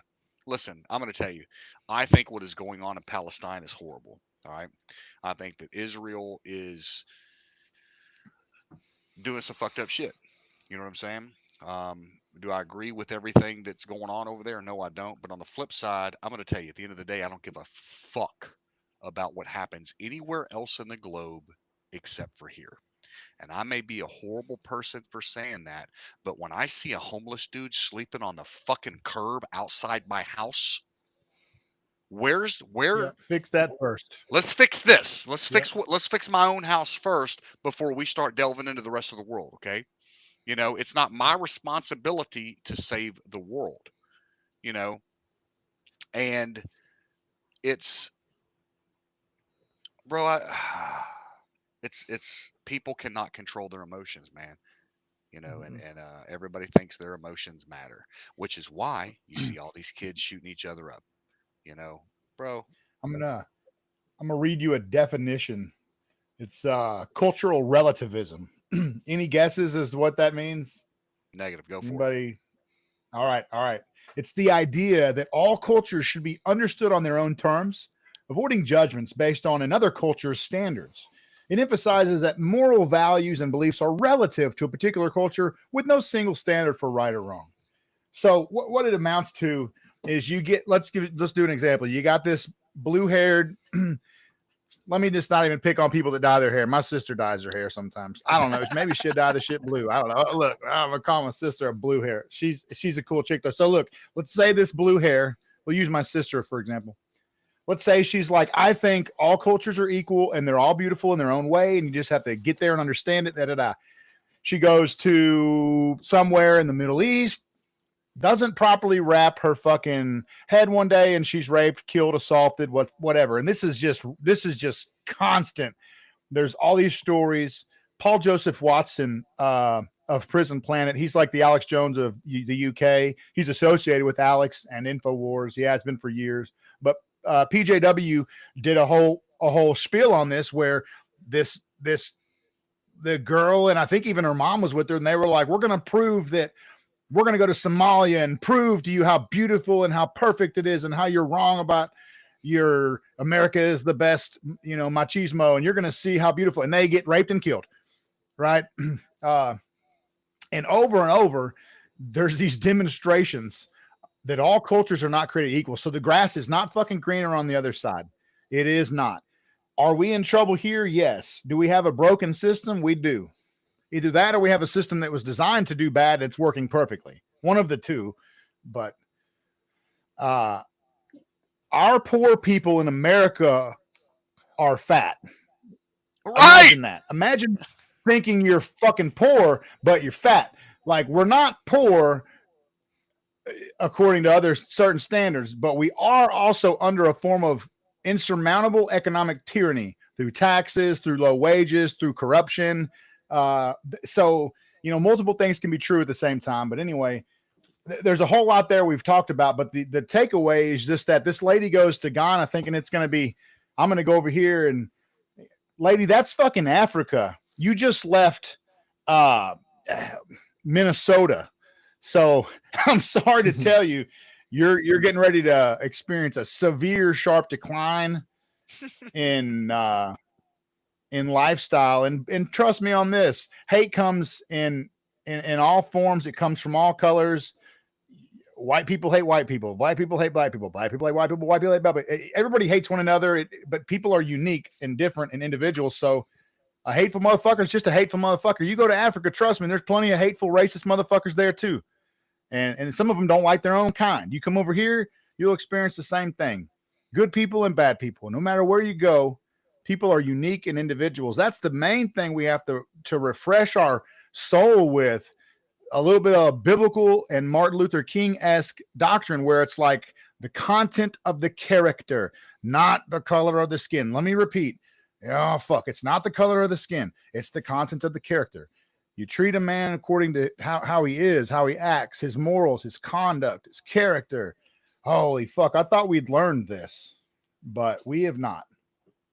Not writ whole, not writ large. A lot of people have. A lot of people do know that. You know. Yeah. Some people do know it. I wish. Maybe, who knows, man? Maybe what I'm seeing on the internet is the worst of people, because they need to express it. And so I'm just witnessing these expressions of hate, right? Yeah, I mean, when you actually go out, like, you know, if you go out in the places and you see, you know, and you don't see that same level. Man, I've been to house parties where it was all Cubans there. Everybody was super cool. Man, I've gone to house, all black houses, a party and everything. They come on here and here, and I'm like, and fucking forced me to get me a plate of food. Wanted me to make sure I took a plate of food home. Wanted me to eat. Make sure I ate. I had a full belly when I left. Great fucking people. There's great people everywhere, but like the bad thing is with social media, all the negative and evil motherfuckers get spotlighted, and that's Yeah. But when you actually put boots on the ground, the majority of fucking people, the 95%, 90% of people are truly fucking good fucking people. There's that Right. 10% that get fucking pushed up to the light. Like, look at this, it's like the little protest. You see them, the news, like, hey, there's a protest over here. And then you turn around and you go out there and it's 5 fucking people. Well, why is it in the media even fucking saying anything about that? Like, It's it don't because even the matter. media wants to control you. You know what I mean? And They want to control that mindset, bro. Absolutely. And if you, I seen a video on YouTube. I wish I had saved it. I might have. I might be able to find it. But I think it was on YouTube. I don't know. I bring in so much media and stuff and reading articles and everything. But this video was showed. There's a couple, and they were giving the housing. They were homeless, and they gave them this house. They're like, "Well, look, it's small. Um, we still consider ourselves homeless. We don't care." It was like, what? And like we could lose this today. We don't care. It was like that mindset. And like there's so many, like, the problem with the homelessness is there are some that need help and want to be helped. There's some that want to be there. They got no responsibility. Like truly, if you look into it, the homeless people are the only true free people here. They don't pay no taxes. All they got to do is go hustle around. They're kind of back into the old mindset of hunter gatherers, because they go around and they find ways of getting them some money, they getting some food, and they sleep. They don't have to pay no taxes. They don't have to answer to nobody. They don't give a damn about nobody. And so they truly are the only free ones in the world. And when you are homeless, because you don't have to answer. Everybody else is sitting here. We got to pay our taxes. We got to go to work. We got to, you down here in the great state of Mississippi, you got to pay your state taxes and your federal taxes. You got to do all this kind of stuff. But if you live in a fucking under a bridge, or I seen a picture, it was a video, somebody was living in a street sign, one of these signs at a um, strip mall, one of them, and they had slid it back and was actually crawled up inside the fucking strip mall sign, was sleeping in that motherfucker. Like, and no fucks given. They were like they're sleeping, having a good time. I said you can walk around and see the people that are really, they want to be there, and there's some that they're situational where they got put to that situation and they really don't want to be there, and that's the ones that need to be helped. But you see a lot of, sad. Especially in California, you'll see a lot of mental illness exacerbated by drug addiction.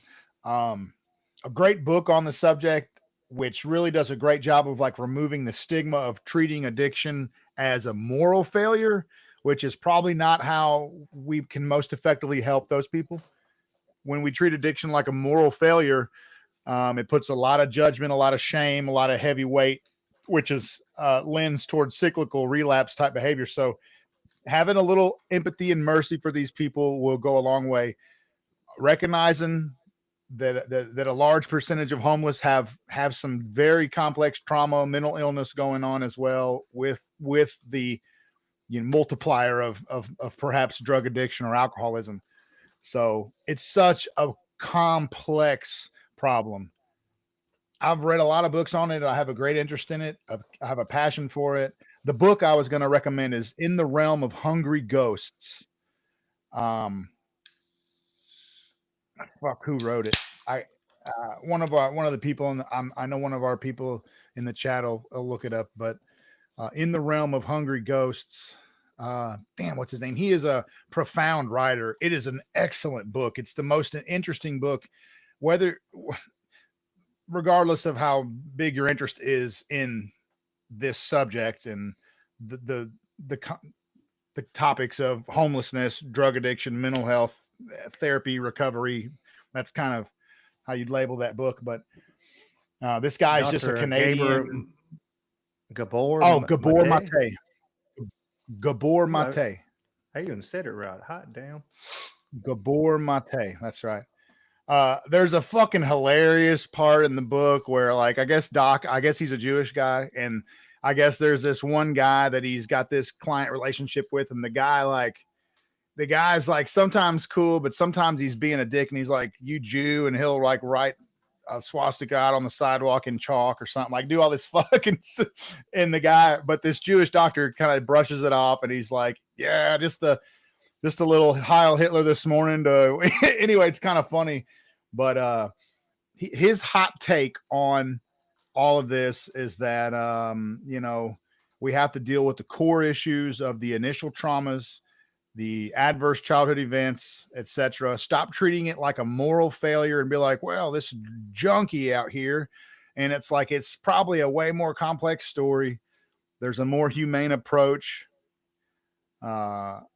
Anyway, I'm not certain the guy's politics. He probably is a liberal, but still a good read. It's facts. You can find good information. You don't want to just involve in just one side. You want to be able to see both sides. And there's, and I surely believe I'm kind of right down the fucking middle, because I believe we need to have programs to help people that need help. We don't need to help the ones that are fucking taking advantage of the situation. And, like that woman, because had a TikTok and they made her get rid of her car because, she bought a BMW and on government assistance and all this other shit, you don't need to, and then they make it harder for the people that do need it. There's people that need help, and even like temporary help. If you're, somebody, a husband gets, I've known pit friends, their husband gets sick, get hurt at work, and they're out of work for a little while, and they need some. They could use some food stamps or something to get them by until he gets back to work, and they're like, they got to jump through fucking hoops. And then this motherfucker down the street's getting $10,000 a year off of food stamps and money. And did you see the bill the Democrats they're trying to push through in California, where they're going to decriminalize fraudulent food stamp and people that defraud government assistance? They're like 25,000 and under. If you defraud the government for under 25K, they're going to let you off the hook in California. Damn. We just spit in the face to people that really need the help. 24,500. You're good. You just get that little borderline. Get all the way to the fucking limit, baby. Fucking California's so jacked up anyway. They're just. Let me tell you, I had a loved one that worked at a food stamp office and went from being a person that was a big believer in socialist programs, and after working in that office for a year and a half, decided that it's mostly a waste. It's mostly a failure. All right. Aside from a few here and there cool things, you know what I mean? Most of the time it's people who are abusing it. The people that really need it can't get it, have to jump through a million hoops. Like you said, if you're on your way up, you make $1 too much an hour, they cut all your funding, they kind of cripple you and keep you there. But if you abuse the system, you get taken care of real nice. It's a fucking shit show. It's a socialist program shit show. And this person that I'm talking about, this loved one, they kind of changed some political views based on that job experience. True story. Yeah, I remember I went to down in Walls. I looked at a apartment, and there's like, I know what I'm talking about, like 161. Yeah, and there's 3 apartments coming right there. I went to all of them just to see what the prices were, and I went to the third one, and I didn't know it was a lower income, and they took my money at the time. And they're like, well, you had to have 7 people living with you, not working, for you to be able to afford that, for us to give you that. I'm like, I said, hell, I can't even afford my fucking self. I was like, I can't even afford my fucking self. How the hell am I supposed to afford 8 fucking people? Counting myself. Like, they're like, no, that's because of, how much you make. And I didn't make shit. I made $24,000 a year at that time or something. I didn't make shit. But it was too much. It was too much to be by myself. I was too much to be solo. It was crazy. I was like, holy fuck, it was crazy.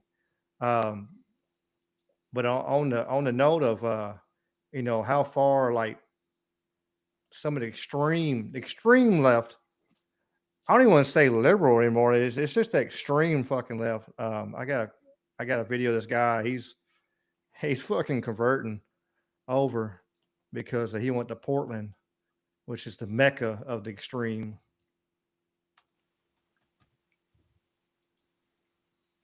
Make sure the volume's up. Yeah, check this guy out here.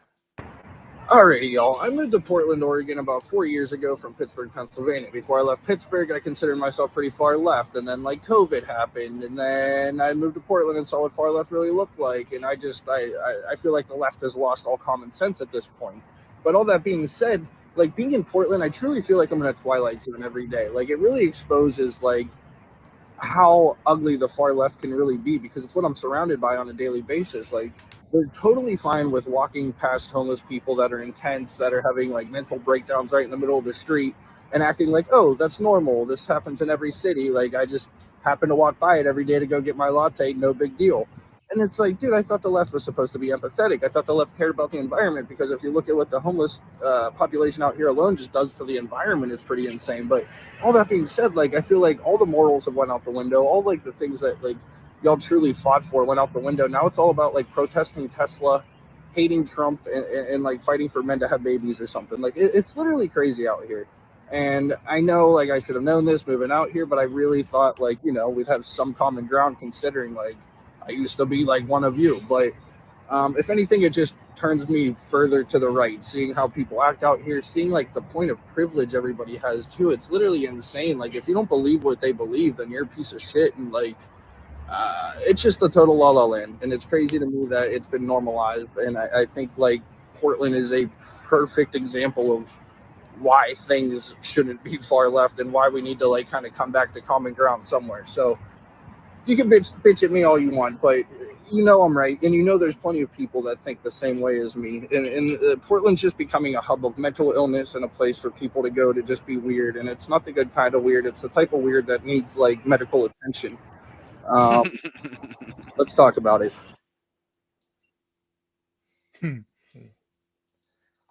So that's the same video as the woman that moved to Botswana or Ghana or whatever. It's from a same, different it's perspective. just a white dude. Yep. It exists everywhere, cousin. That dude's like, I'm leaving this shitty place. I'm going to Portland, a paradise utopia of liberal idealism. Get the fuck out of here. Yeah, welcome to the reality. Absolutely. It's all in different levels, but you were talking, Jamie, about Memphis and the low bond and these groups that help them get out. Like they commit a terrible crime and they slash the bond or let them go, and it's like that needs to be nipped in. So what I want to see is the FBI and Trump get behind investigating campaign financing and donorship lobbyism with these DAs. We always talked about these Soros DAs, these activist judges and DAs. So I don't know, man, but I want to see that accelerate. I know people will say it's a danger to the Constitution when you're locking up your fellow, but look at these. If these judges are protecting and harboring criminals against executive order, against existing law, they should be disbarred and arrested immediately, right? Possibly charged with treason. I don't think we have to do too many before the rest of the judges fucking fall in line.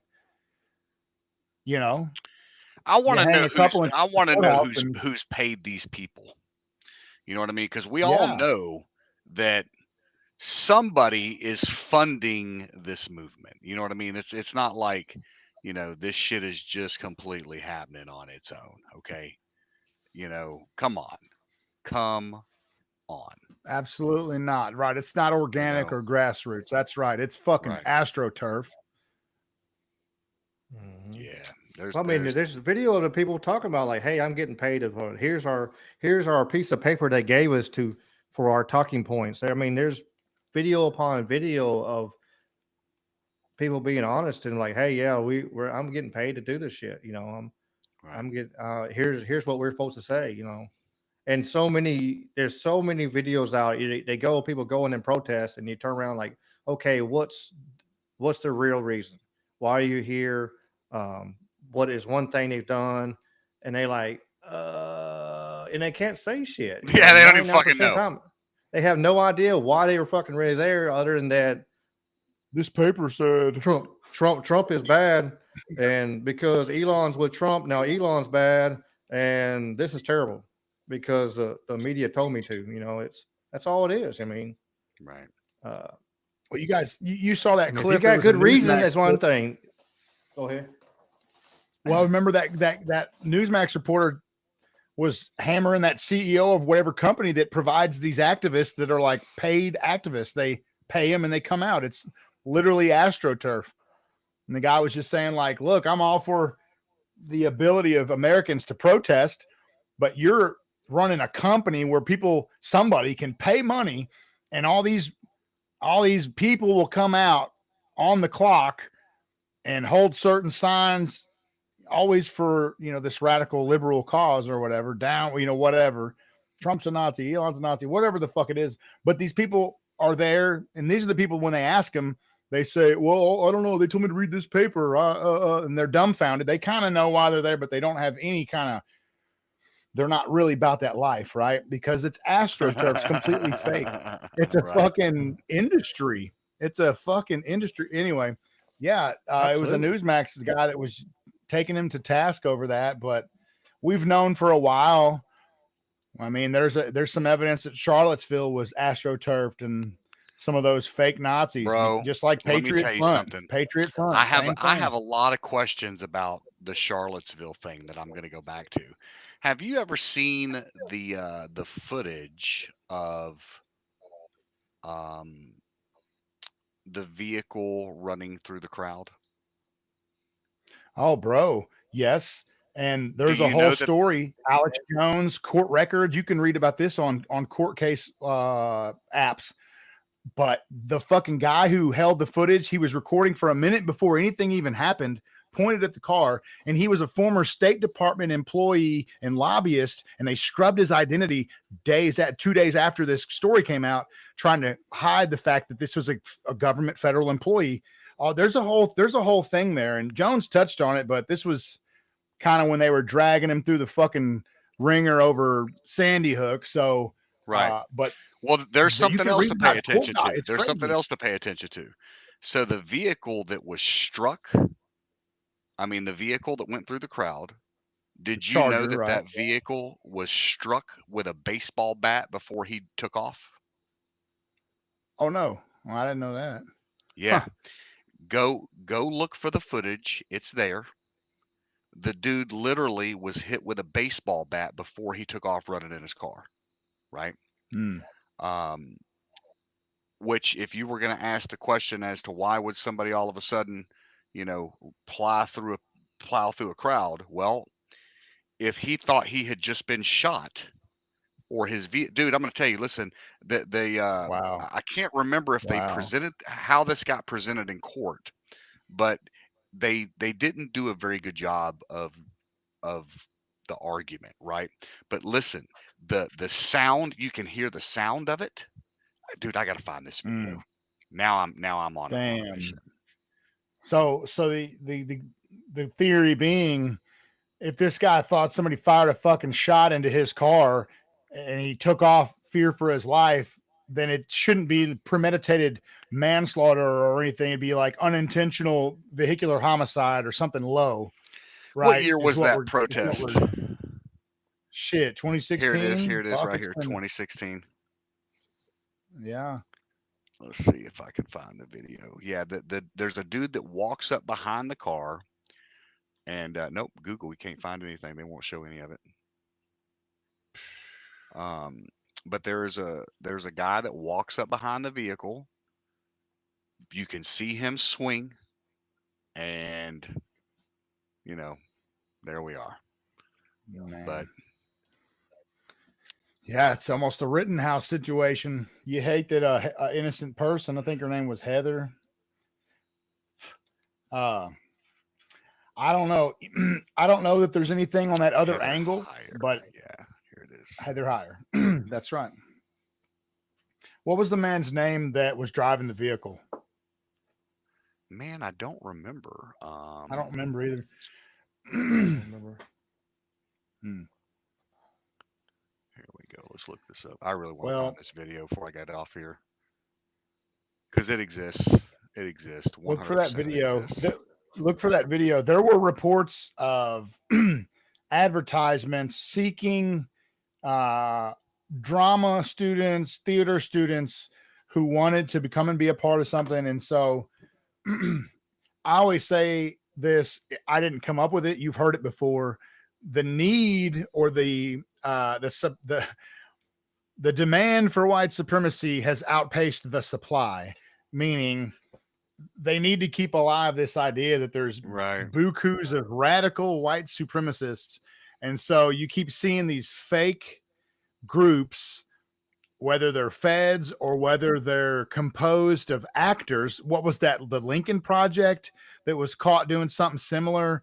So you get these bad actors, activists, provocateurs is a term for them, who agitate and take advantage of people who can't hold their bucket. Is that a new term? Did I learn something tonight? Is that how did Dude, so emotional intelligence. Fucking That's emotions. right. Okay. Yeah. They're victims. They're the unwitting victims of this propaganda, you know.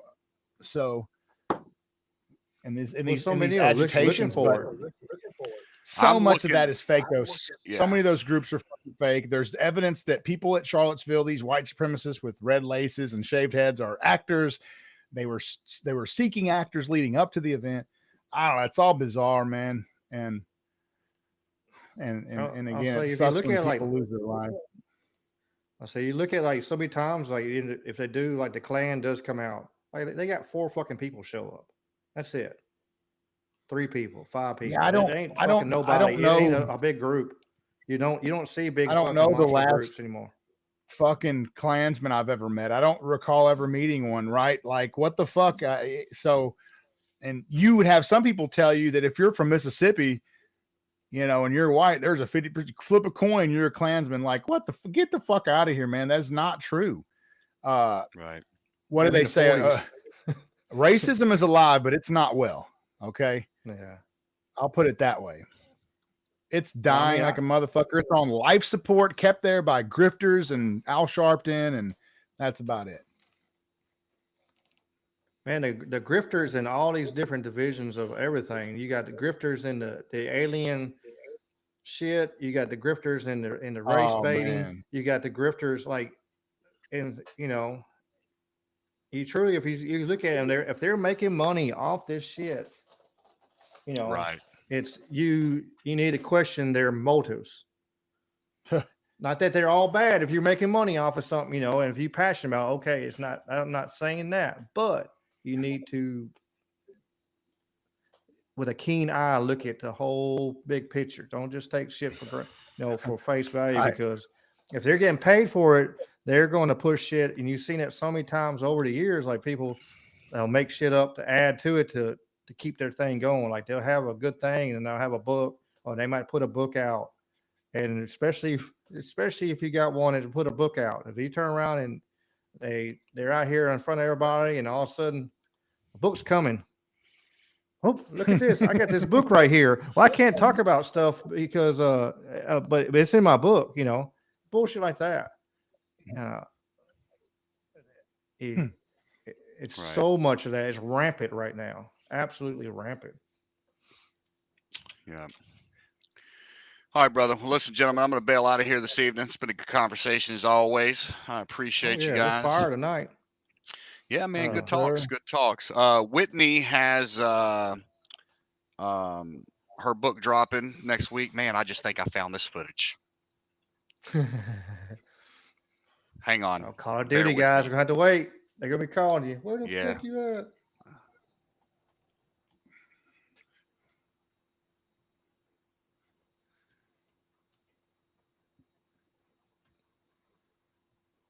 Here it is.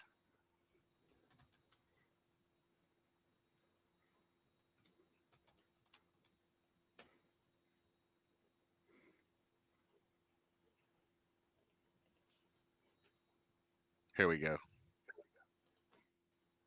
All right, so I think this is the guy's full video, and of course it's making me go to a commercial every fucking time. How can I play this at a faster speed? On YouTube? It should be down at the bottom down there. You'll have a speed. There's a speed rating on YouTube. On most videos, actually, down at the bottom, you can usually click on All it. right, let's see here.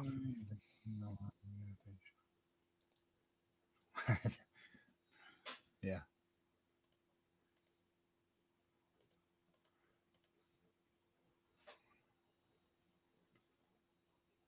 I agree, James. James said if it's the combination. No, this is the wrong video. This is the aftermath video. This ain't it. Okay. Yeah, there's a video that exists though, guys, and I'm gonna make it my mission before next week to find this video. Yeah, there's a guy that rears back. You see him. He hits the driver's side rear. What do they call that? A spoiler or roll pan in the back, right below, right at the bottom of the bumper. Whack! Okay. The dude is on his brakes. You can see the car. His brake lights are on. You can see him on his brakes. And then when he rears back and swings and hits it, dude immediately comes off the brakes and takes off. So, yeah. Anyway, boys and girls, I'm done searching the net. Good to see you tonight, Jamie. Yeah, don't forget, shout out your business in the book. Man, Whitney Lavender, WhitneyLavender.com. She drops her Wit and Will's book. Man, 2 weeks, 3 weeks, 2 weeks, 2 weeks. Man, her birthday is coming up, and then her book drops. All she's asking people to do is go buy the book. I just made this cool little graphic for her. I made a new one. I want to show it to you real quick since we're, I don't care about these guys and playing Call of Duty right now. Let me show you something fun. They're not damn, going I can't even find my damn screen now. Where are y'all at? Right here. What the? I know, dude. I got. There we are. Now I found everybody. We're here. No, it's down not. in the SIP. There you are. Jesus Christ! I got so many screens open right now, man. Like what the?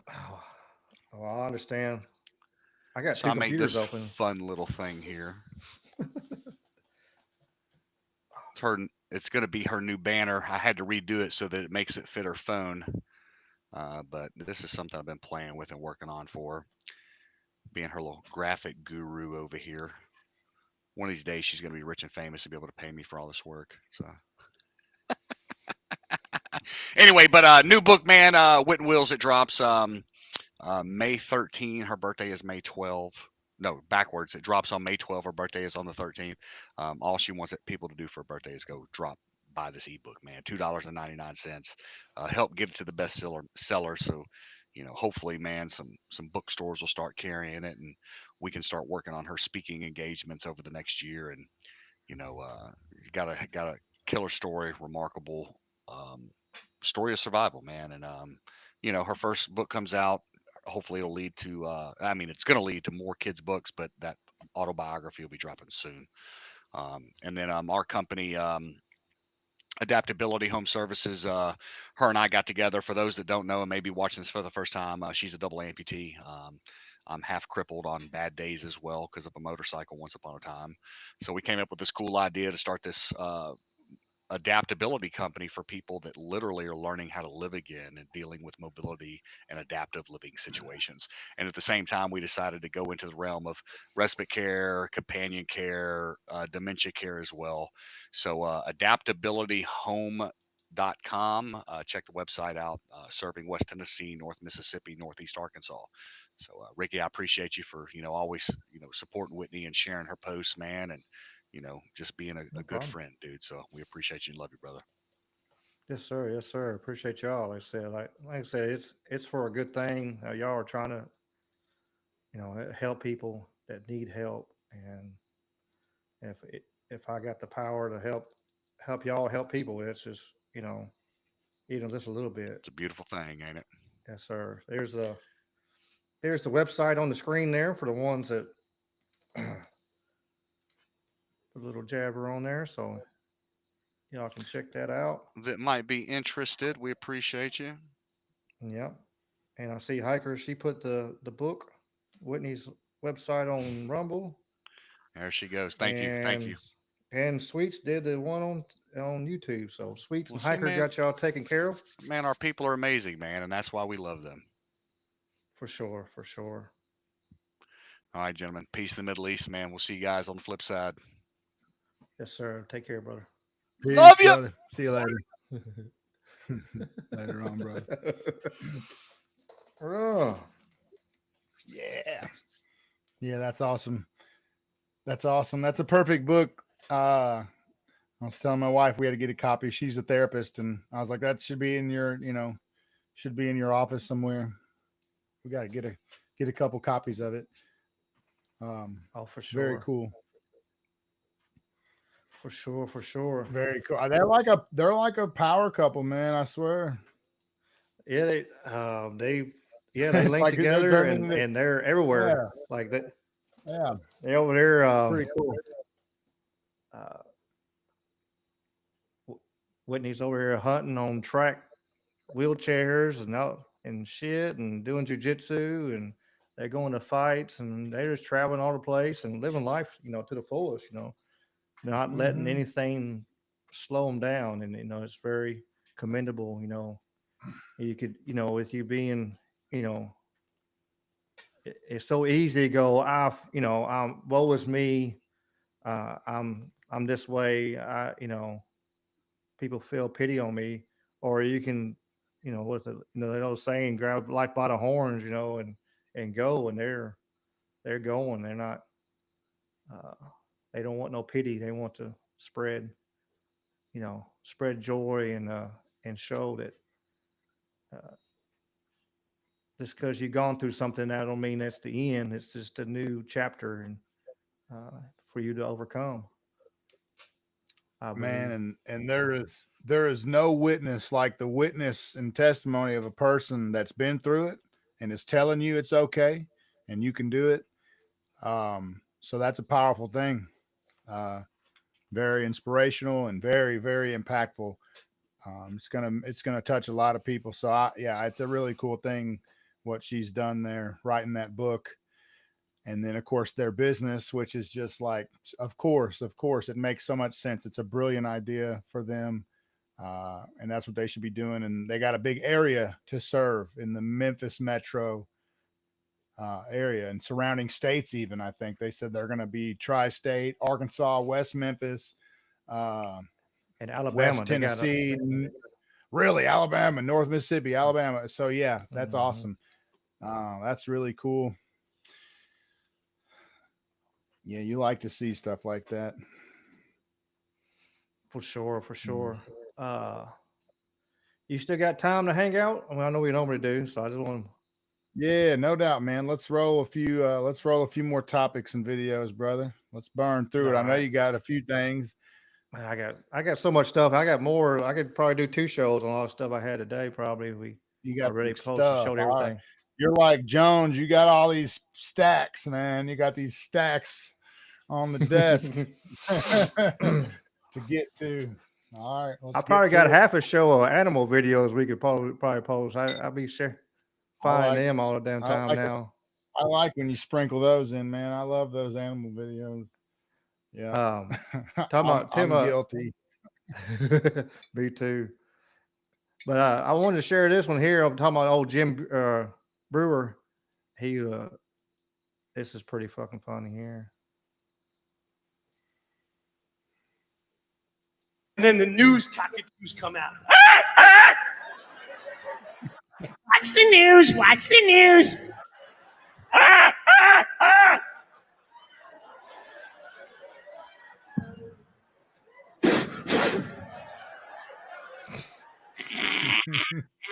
Trust the experts. Trust the experts.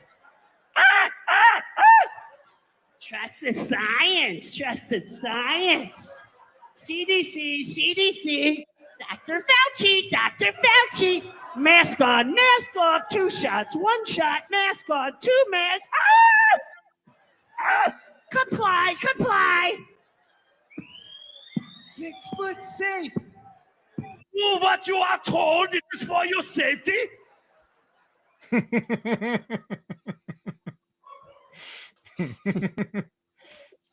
Damn.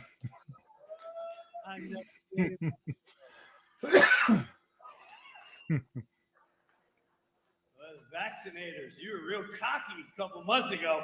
You got vaccinated.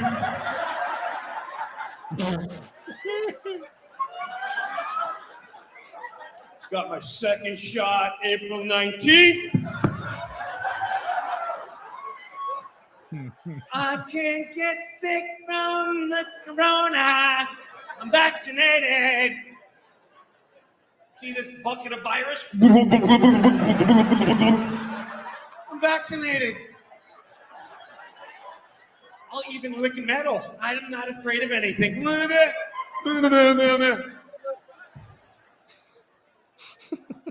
I don't have to wear a mask. People vaccinated are getting sick. What? You need a new booster. What?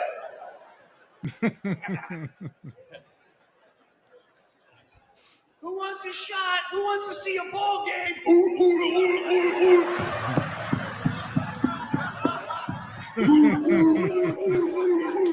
Wave your flipper. That's for you. Go see the ball game. Who wants to work again? That's for you. Who wants their kids educated? What's in the shot? It's safe. Don't worry. Don't worry. Go ahead. Get it.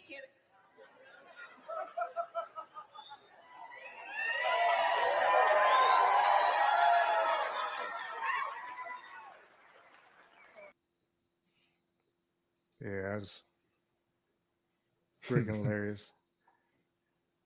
It's kind of like man, what's his damn name? I can't brain fart, but I showed the video a while back, but he was sitting there talking about like, when Fauci got pardoned, he was like, what the fuck was in that shit? He said, I want to know what's in my arm. Because this son bitch told me it was good, and all of a sudden now he's getting pardoned for fucking everything could have done. What the hell? It's just wild stuff.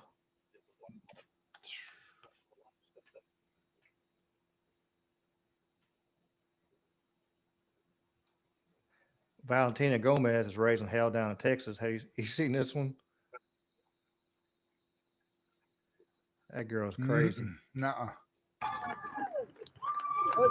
Islam is the religion of rape, incest, and pedophilia, where they bow down to a stupid rock and a false prophet. I will never let you feel lost for kids. This is a Christian nation.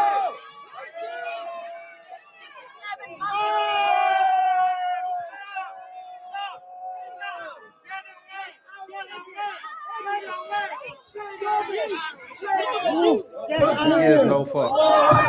I respect her on that. She ain't scared of nobody.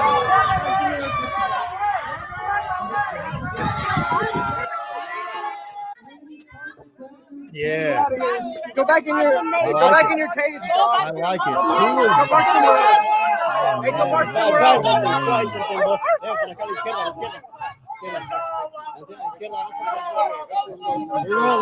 We're rolling.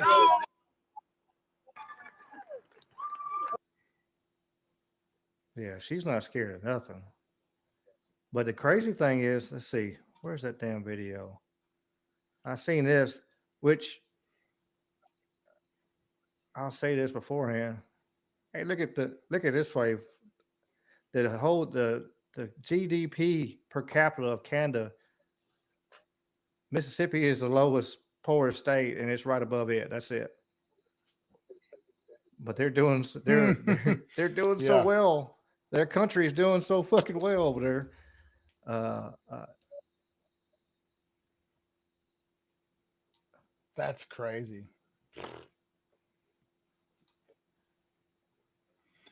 Oh yeah, this and it's woman, not that they probably I'll have come a back way to that more video. massive industry. I'll come back to that video. Yeah, it is crazy, man. I'm gonna say this as a disclaimer. I don't mind I don't care what religion you are, whatever you believe, that's you and everything. But the wording this guy puts in here is like they want to. It is like they want to invade and conquer. When you listen to it, now that's bullshit. You can, if you want to come over and you have Muslims want to have and worship Muhammad, and then you have Christians worship Jesus, and you have Jews worship God. Whatever you Oh, want to do, bro. that's fine. Look. But this guy right here talking about fucking conquering. We are buying these churches. We bought 3 churches so far, converted them to masjids, and now we have one. This is in Florida too, by the way, for context. We are buying with a school to make it, because we have to serve the same people. The people who were part of that community, one day they will be Muslims. So we'll make it into a masjid and an Islamic school for our children and their children, inshallah. 100 years ago, they invaded the Muslim world and they built missionary schools and destroyed Islamic schools and masjids. Today, we bring the favor back, turn their churches into masjids and their schools into Islamic schools. Bring the light of Islam to here. We're able to buy ready to go institutions that have been there for a long time, but they emptied out. And now it is time to be filled with Muslims, with reverts, converts. This is an election year, but we're not going to be happy with either candidate. We have to be happy when Islam becomes the best candidate for us.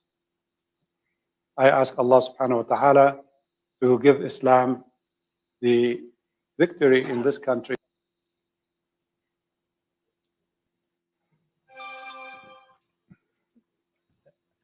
Right. So on record, there's plenty of imams, whatever you want to call them, these prophets, these teachers,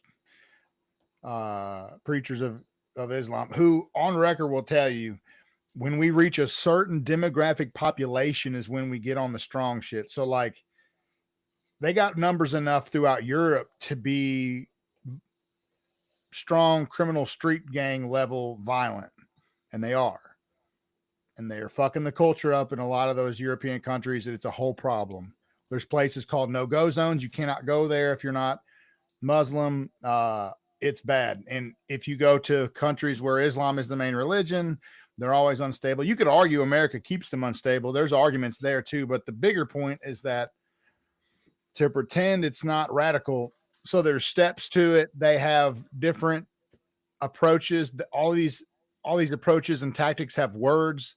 It's an established doctrine of when we have low numbers, you're meek and humble, and you just work on getting your numbers up. And then when you have high numbers, you get on the strong shit. You get on the violent shit.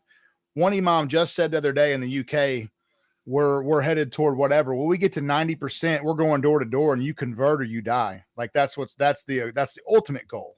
That's the ultimate goal, is everyone must bow to Allah or die. So don't be deceived about what the ultimate goal is. And there is enough militant and zealous practitioners to pursue that goal invariably.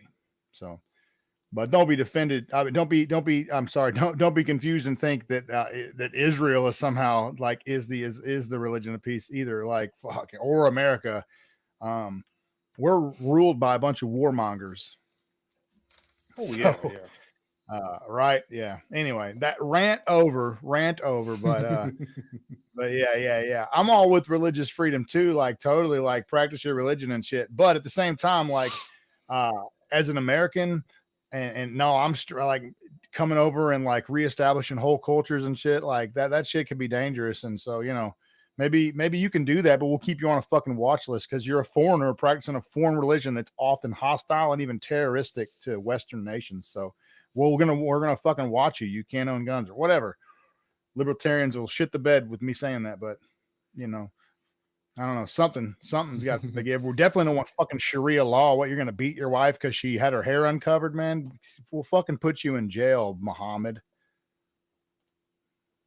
It's gonna be, it'd be crazy. Like, and I don't know. It would turn into, it'd be ugly over here. I don't see a lot of people laying down for just that absolute, you know, kind of like Europe did. I mean, we've had a few cities here in the United States. They've kind of pushing that narrative, but I don't see as a whole. Yeah, especially down here in the right, South. yeah. I don't see, especially down here in the South. There's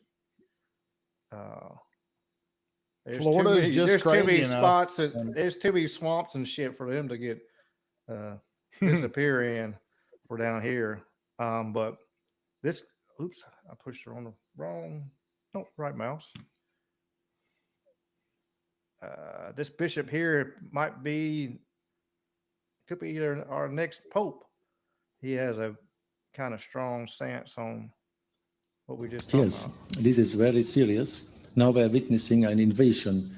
They are not refugees. No, this is an invasion of mass Islamization of Europe, which already went on for at minimum 50, 60 years, Islamization in Europe. But now it is in mass. It is very evident. And so this is a global political agenda by the powerful of the world to destroy Europe culturally and religiously. I mean, to destroy Christianity ultimately in Europe, with the help of the massive Islamic population. And I was reading recently an article of a sociologist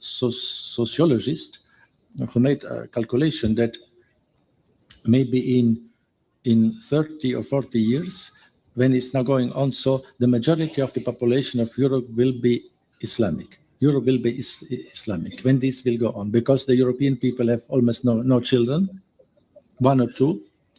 The Muslims there, they have 5, 6 to 10 children. And so it is, you can only make mathematics, and then you can see that they will be in the majority.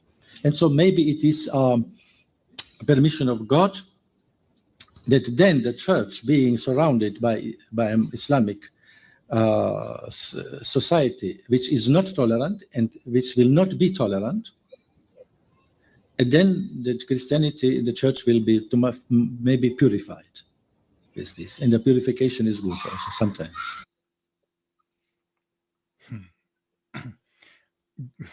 I'm reading an ACLU article from 2021 about Horn Lake, Mississippi, shutting down the building of a mosque. It says there's 13 churches in Horn Lake, but there are no mosques, and there never will be if city officials get their way. Interesting article.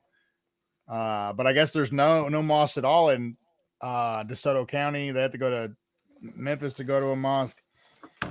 So, you know, it's an interesting concept. Is a firm American, it's kind of like part of you wants to say let them build a mosque, but you know, there's another part of you, whatever, that's Judaic Christian or whatever, that's like, I don't know, man, if I want all that shit over here. And you know, I wish Jamie was still on to weigh in, because I know he's got some buddies that are that practice Islam and stuff, and that's cool. Hey, do your thing, you know. But you know, look, I know there's some versions that are pretty heavy on the race doctrine, whether that's Nation of Islam, like Louis Farrakhan style stuff, pretty nasty rhetoric, race-based hate, blue-eyed devil, white man evil. Like, that's a gross thing to say about someone based on skin color, regardless of, you know, whatever. But so that's Nation of Islam.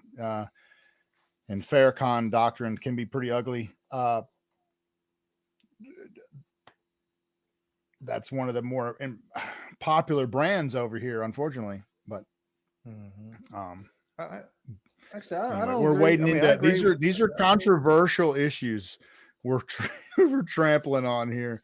So I'm trying to speak with, you know, respect and everything like that.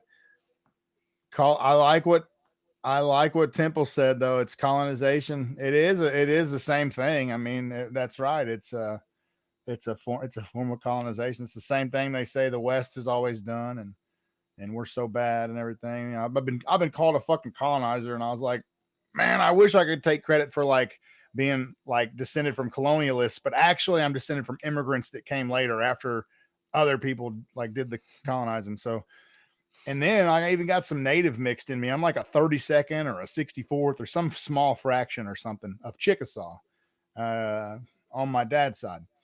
It's way on up there. It's not much. I don't have an Indian name or nothing, and I can't talk to animals, but I got that fraction going on. So like I'm fucking you know, basically a minority myself.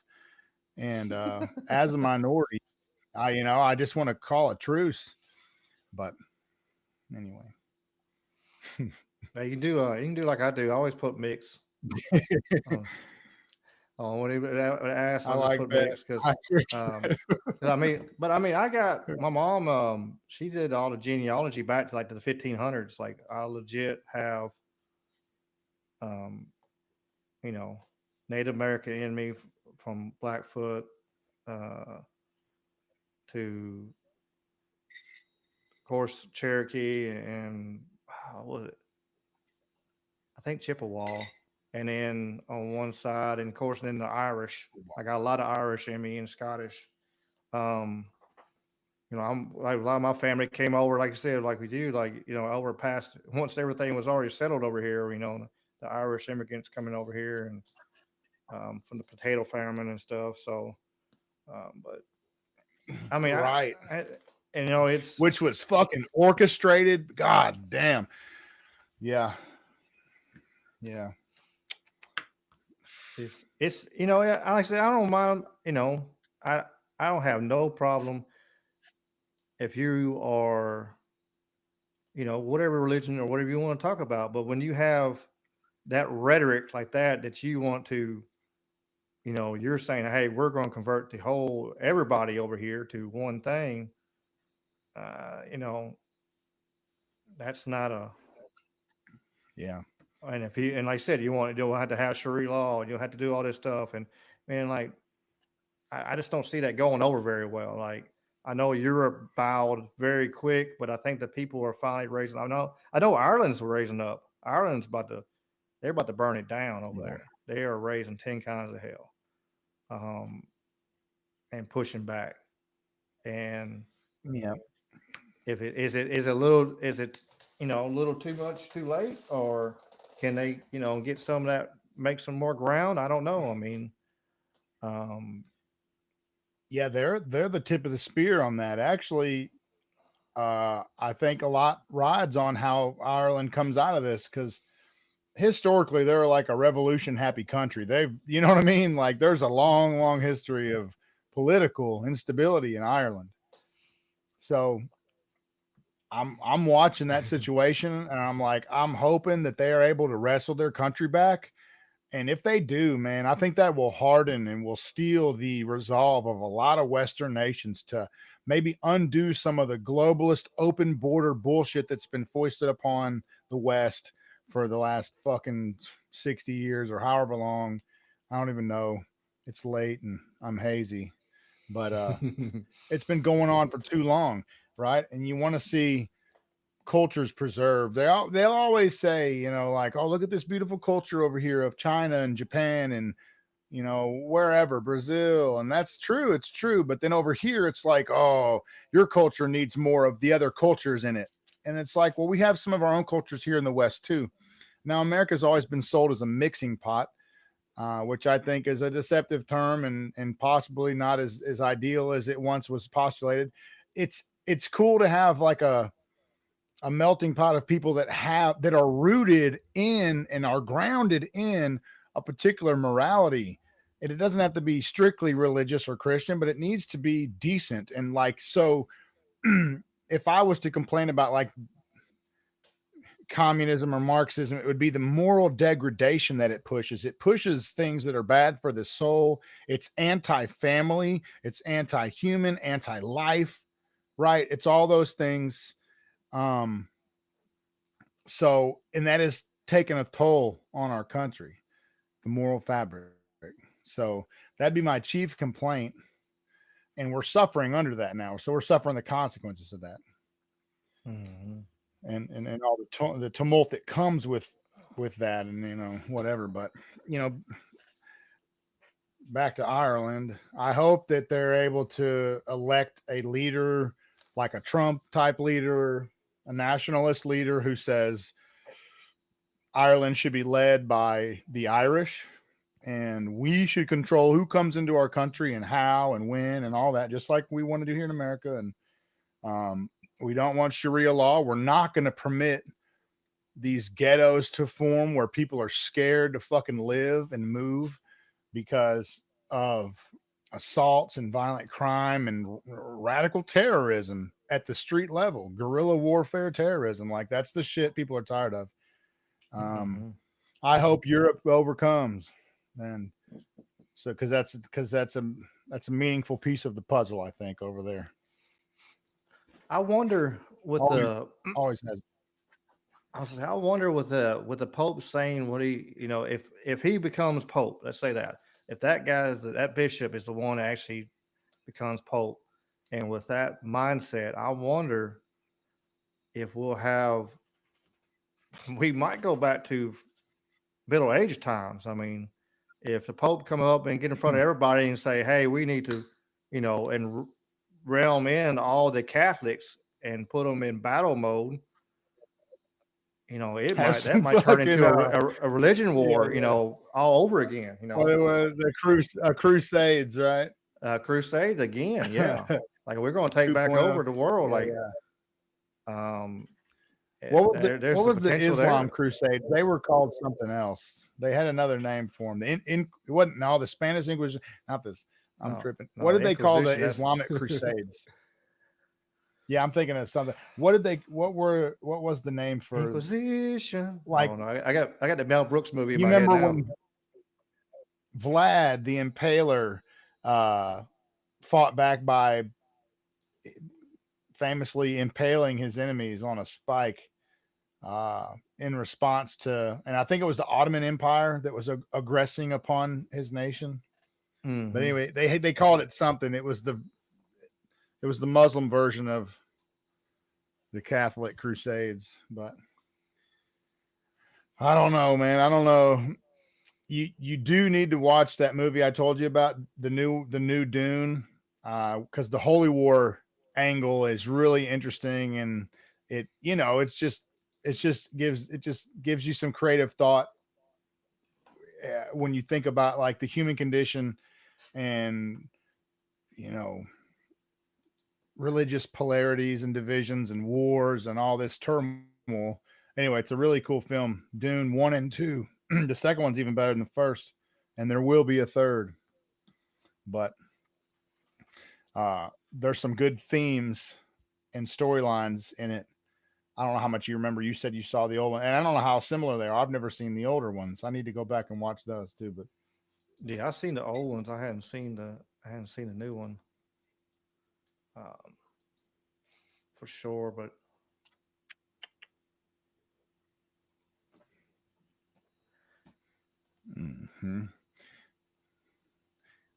what else you got, Ricky Pike? RFK dropped a fucking bomb today on a different note. I'll do a little more political, and then I'll just go through the animals, and we'll end it on the animals. But that's nice. Yeah, I like that. HHS as the role as the vector, the principal vector in this country for child trafficking. And during the Biden administration, HHS became a collaborator in child trafficking and for sex and for slavery. And we have ended that, and we're very aggressively going out and trying to find these children, the 300,000 children that were lost by the Biden administration. We have. Yeah, damn. And RFK. I'm processing what. Yeah. He just said HHS became a collaborator in child trafficking for sex and slavery. and lost here's the thousands one. of children. That's 300,000. what I just heard, right? Yeah. Marco Rubio was like doing the same thing. I watched Marco, and he was just, his eyes were closed and he was listening like, holy shit, did I just hear you right? HHS, that's Health and Homeland. That's not Health and Homeland. What is that? Health and Human Services? Something like that? I think so. Yeah. Geez. I mean, man. Yeah, he dropped some bombs. Dropped some bombs. Here's another one right here. He said there's a direct correlation with fluoride and low IQ in children. The way some of these kids are, they can't even. There was a girl they had. It was a damn,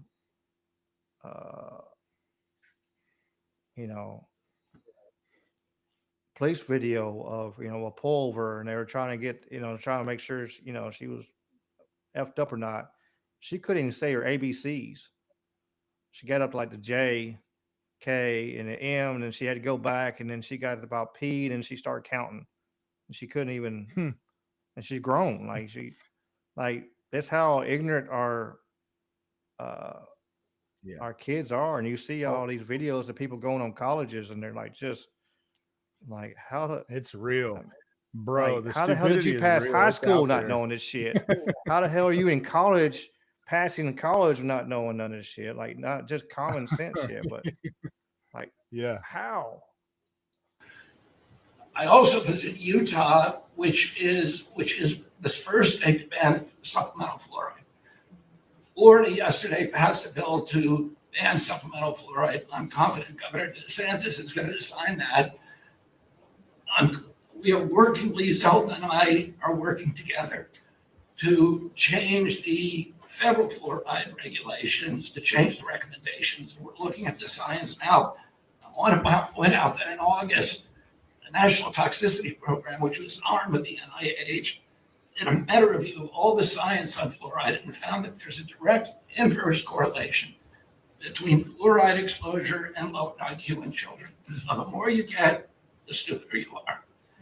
And we need smart kids in this country, and we need healthy kids. And thank you for your leadership. We're going to.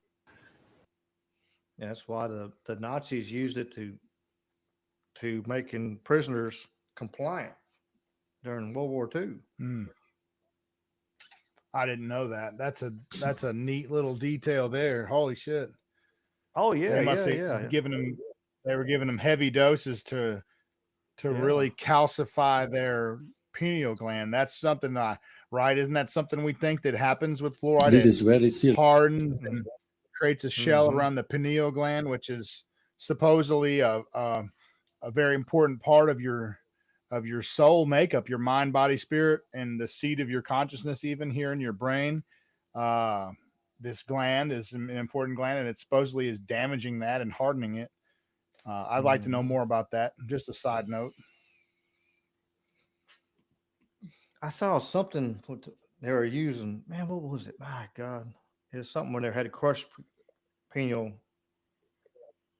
And so I don't even want to talk about it because I don't remember all the details on it. But yeah, no, but yeah, that's a known fact right there. The Nazis used fluoride during World War II to make their prisoners more easy to deal with. Hiker says eat tamarind to decalcify the pineal. Here I got a funny video. Chuck Schumer. 1 second the polls are good. 1 second the polls come and go. Americans are noticing. The polls this week showed Trump has the lowest 100-day approval rating since they started polling 80 years ago, the lowest. Even worse, 72% of Americans think it's likely that Trump's handling of the economy will walk us directly into a recession. In people who hate what Trump is proposing. Yes.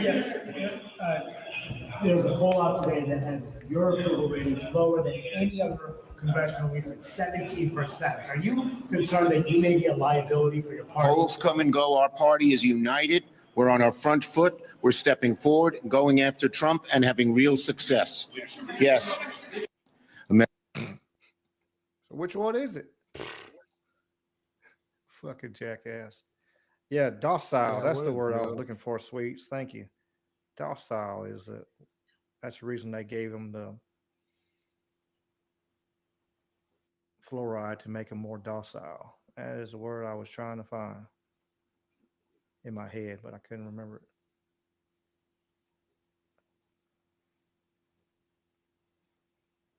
I'll play this one here real quick, yes. Tamarind. I'm gonna get some. I'm gonna start eating it. It's a date-like fruit, so it's like almost like a big old fat raisin or something kind of texture. Mhm. I'm gonna fuck with Yeah, it. I think. I'm gonna see what's up. Yeah, let me know what you think. This one right here, this guy, I don't blame his dad at all. Sweetheart, tell these people, do you want a little boy to watch you pee? No, No. Why? because it's inappropriate. It's inappropriate. This is the moment a very angry father confronted his daughter's school board with nothing but the truth. Have a look at this. My 8-year-old daughter knows it's inappropriate, and yet y'all sit there silent. If a little boy follows my daughter in that bathroom and touches her, you will have a new radar of dangers. This is ridiculous. You're opening up opportunity for problems to happen. You either create a new bathroom for those who are confused, or you send them to the staff bathroom. I want to prove that you're all hypocrites, because each of you ladies, I want you to invite your husbands. Let's go to the bathroom. And I want them to watch you use the bathroom, and let's see if they get mad. Let's prove to the public the hypocrites that sit on this board. Because I bet you'll get mad when I watch your wife. Your husband will get mad when I watch you. Your husband would feel the same as I would about my wife. Now stand up and do something. You're so scared of losing federal funding, it's ridiculous. Wow. Well, that's what a real dad looks like. How is it possible for you to be put in a position of power that physically dictates people's lives, and yet it takes an 8-year-old child to tell you what you're doing wrong? I have a young daughter myself, and I'll tell you now, I'm not scared of cancellation. I completely agree with this guy. If I saw a man follow my daughter into the bathroom, regardless of what his intentions were, there would be a problem. And I don't know any other man that wouldn't react exactly the same. The world has gone completely mad. If you want to put on a dress and call yourself Cindy in your own time, that's completely up to you. I don't care what you do. Just leave the children alone. And I don't care if this loses me followers. If you're one of these people who thinks grown men should be sharing bathrooms and private spaces with little girls, then I don't want sickos like you following me anyway. I don't usually get angry in my videos, but something has got to give. This is nonsense. Thanks for watching, guys. Stay safe out there.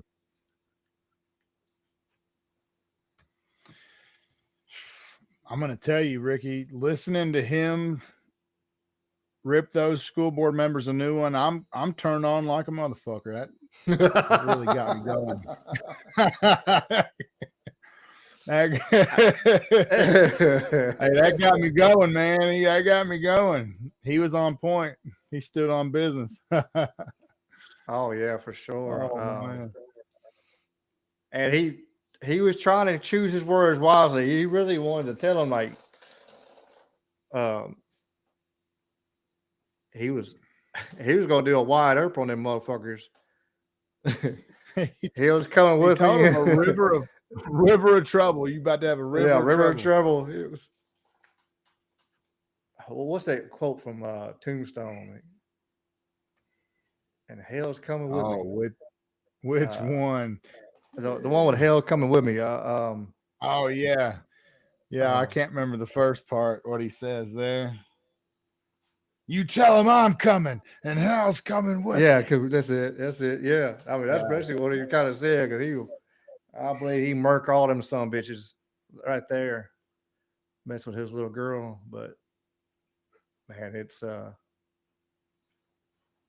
I don't blame him. You know, it's one of them things. I don't blame him one bit. Duffy, what's up, Mr. Duffy? Up in the house now. Yep, bang. Bang, motherfucker. I don't know. It was Tamarind, just man, good tip. Paste. Did you see hikers talking about they got it in sauce and paste form also. They said- Yeah. she said it's yummy. That's fire. Yeah, put it in some of your Asian cuisine. That's a great fucking idea, man. On point. And then it's helping to decalcify your pineal gland and hopefully make you where you're just more attuned to creation and your fellow man and higher vibrational thoughts and beliefs. Yeah, man, I like it. I like it.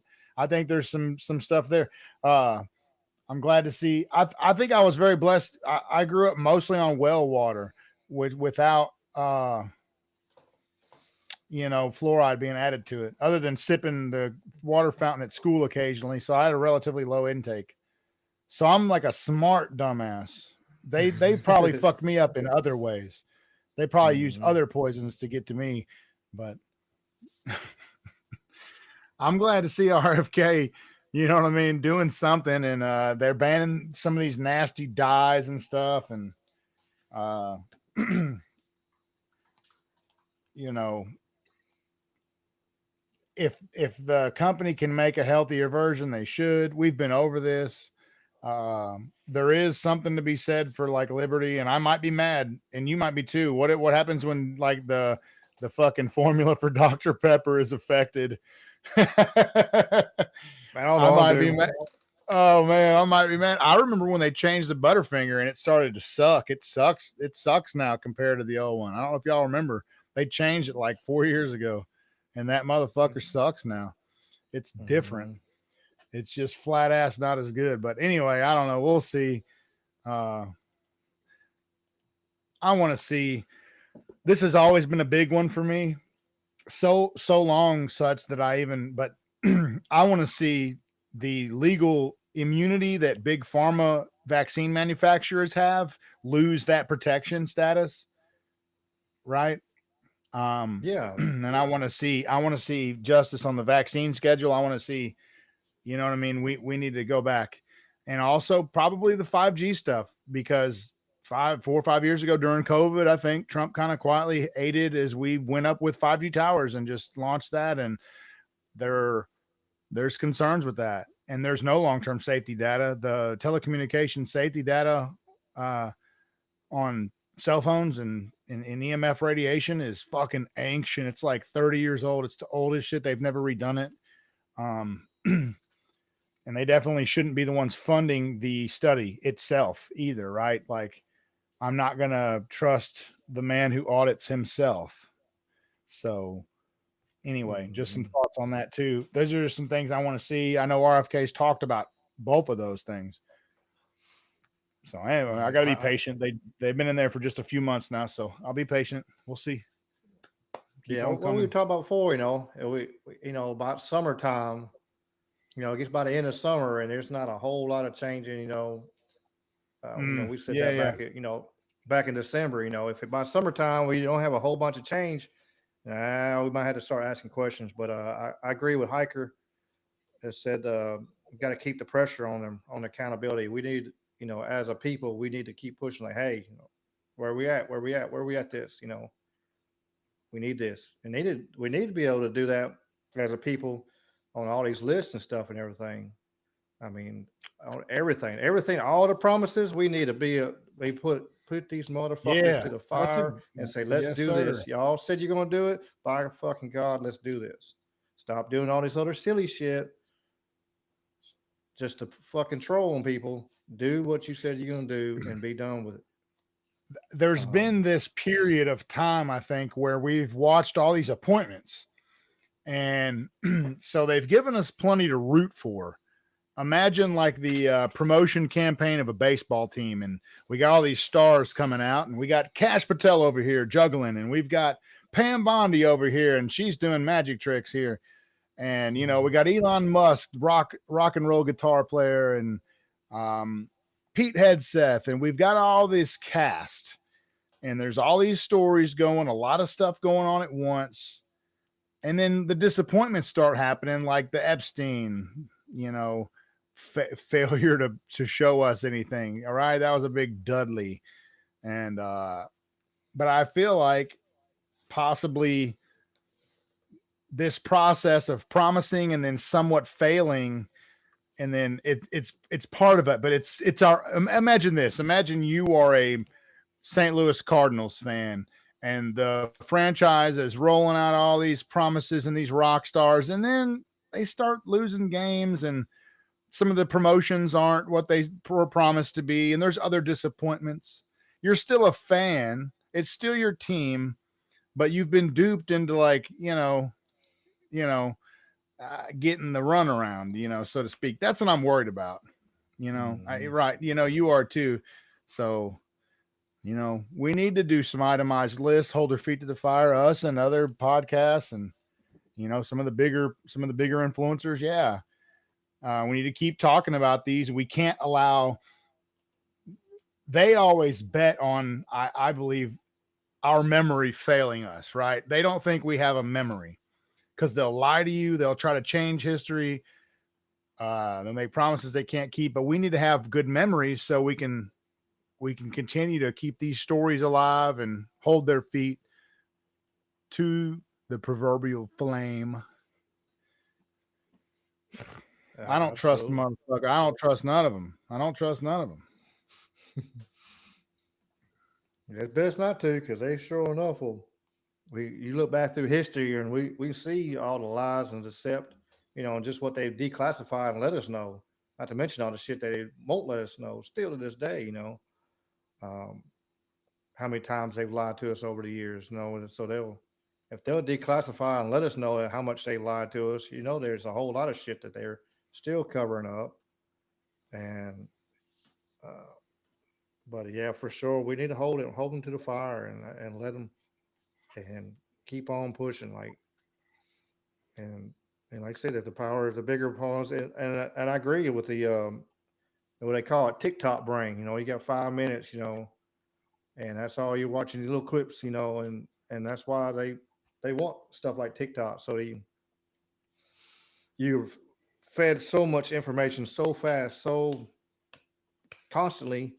Well, that first thing you watch, hell, it's already gone, and you're already 5 videos in, so you won't remember some terrible shit because you're just sitting there scrolling, and we all do it, you're taking care of your business in the bathroom and you're on your phone, go scroll. Do you remember all the shit that you just looked at? Probably not. I hate that it's probably back there somewhere though, rolling around, taking up RAM and memory and shit. Fucking, it's back there in the hard drive. Like you saw it. It like it's there. Yeah. It's not good. I don't feel good after I doom scroll. If I doom scroll for 30 minutes watching videos and shit, I mean, I don't particularly think it's healthy. Honestly, like my experience is that, and I do it. I think it's geared to give a dopamine response, and it's geared to be addictive. That's on record, right? They've came out and said that there's a great deal of an emphasis placed on the psychological impact and the addictive nature. We want these customers to keep coming back so we can extort them for their data, because that's why it's free. Social media apps are free in exchange for all your information, right? All your information is what you pay to use the app for free. And then look at how much money they're worth and they make. So it's a racket, right? They're obviously selling that data. It's a big business, but it's designed to keep you on it and keep you addicted to it. And, man, I'm noticing that I spend a lot of time on Facebook and Twitter scrolling through videos and shit like that. So, man, I think that maybe we need to encourage people to take breaks, take social media breaks. I need to probably take a social media break. Don't check it all day. Let that motherfucker sit there and do other things.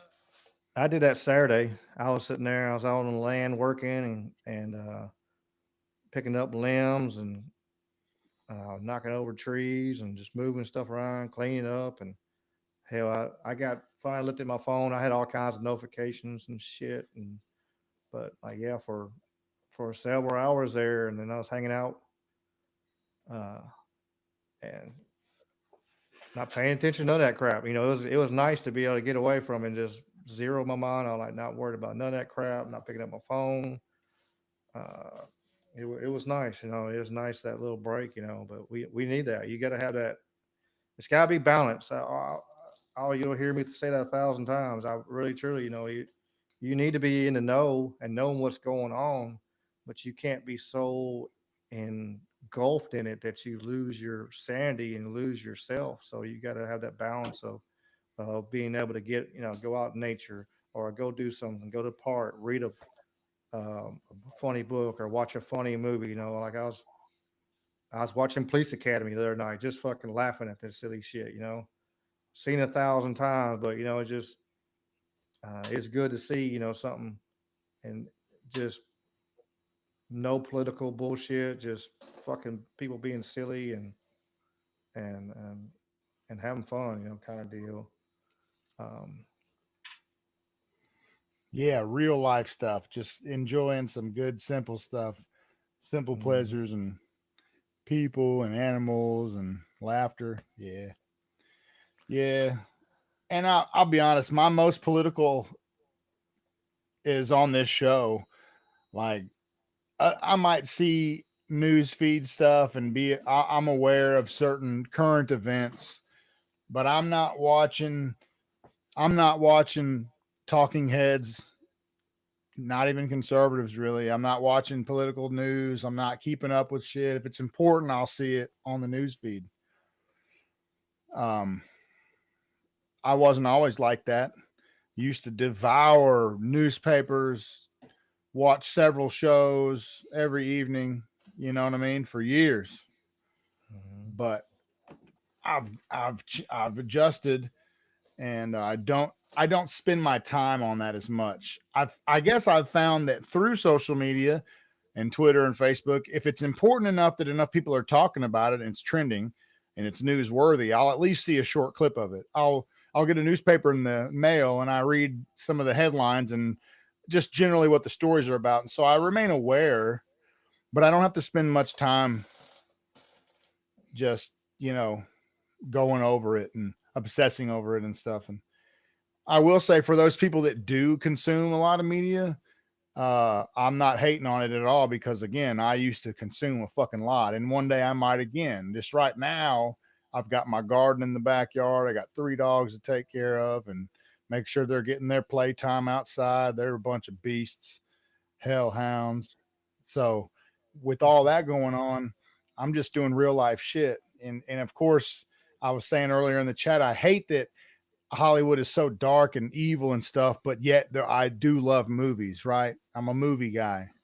So I'll zone out on a movie and just put the whole real world behind me for a couple hours, you know what I mean? And enjoy that. So for sure. I hate like watching movies now, watching old movies and looking at the skew that I have now, you know, and looking at, okay, what's this alternative meaning they're trying to put through there, you know, and some movies they have it, some movies they don't, or like in some movies it really seemed like they're trying to let us know something's going on or something, uh, like John Carpenter movies. I think he's one of the directors that tried to infuse his movies with some kind of hidden truths, you know. But I love movies. I got fucking I don't know how many DVDs. I had to send you a picture of when I used to have it. Of course, everything's in boxes right now from moving around and shit. But you know, I probably got several hundred. I got several hundred fucking DVDs, and um, I mean, I love movies. I love old comedies and old martial art movies, and man, everything, and just across the board. And it's I hated the thought process, you know, of knowing like, you know, well, like Duffy says, CIA production companies there, they they took over the music. You know, we know they took over the music back in like the '60s and stuff with Morrison and all of them. You know, and so many of them that they, um, you know, if you look into it, see who their followers were, and there's, you know, CIA and all kinds of stuff. You know, it's um, they've taken over moments of time in our music, and I think that's one of the reasons why people started going away, and you start going through a certain type of music, and then it gets brought in. Like I think like rap was everything that when they first, like in the 80s and stuff, it was real, it was legit, it was you know and then you turn around and you hit 90s, which I love 90s rap. I mean, that was what I grew up on. But you turn around and you look at a lot of the stuff that happened, and a lot of it was taken over and pushing a certain agenda. You're pushing certain narratives. And in the music in the 2000s, pushing a different narrative. The TV shows, it was every time you look around, you see like the TV shows and music, and I remember seeing and hearing people talk about it, and I kind of didn't believe it at first, but just that the frog and a hot plate mentality of how they push stuff on everybody. Like if you throw a frog in a skillet that's hot, that motherfucker's gonna hop out no matter what. But if you turn around and if you take a live frog and you throw it on a skillet and you slowly turn the temperature up, that bastard's going to sit there and cook and not even move, because he's slowly, and that's what they've done to us as a people. They've slowly turned this pressure cooker of fucking bullshit and lies up on us. Every once in a while they speed up a little bit and there was a pushback, and then they slow back down a little bit. Okay, we done too much. And you look through the history in the last 30 years, and then when they slowly and they get past where they were just at, and they speed up a little bit, and there's a big pushback, and then they slow it down a little bit, and you can watch it. You can watch that dial where they up there fucking just twisting on that motherfucker, and it's crazy to see and look back into it and reflect. But the picture I got on the screen, I've had on there for last, I don't know how long, but we've been talking. But we had a good conversation talking. I thought it was pretty funny. He said, I don't get it. We've had the fire with kerosene for a week, but those steel beams just won't melt. He says, I know, it's like everything we learned in 9/11 was a lie. Well, would you look at that? Since the Twin Towers were the only buildings ever in history to fall down because of fire. That might be just a coincidence, though. There's always coincidences. And then this lady here is pretty funny. But talking about Kamala, we almost had a female president. It wasn't close. Yeah. But we almost had one. And people always say, female president is good, because a female president never start a war, right? When was the last time a woman started a fight? Never. I think a female president will start a war on other country, but the other country will have to guess what they did wrong.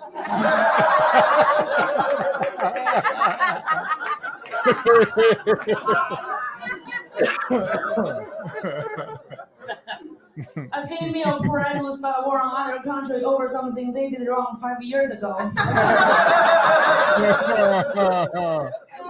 You know what you did, Zimbabwe?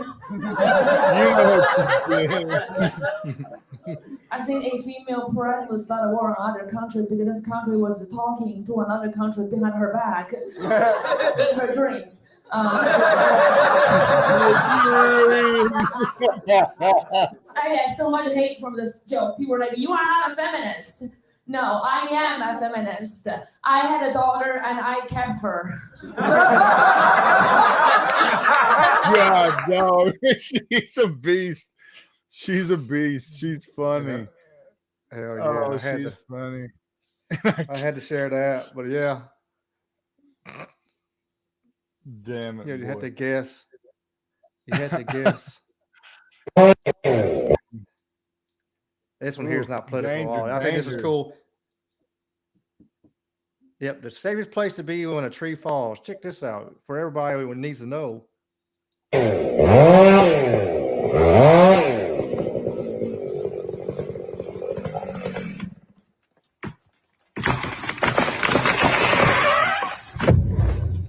Boom. He's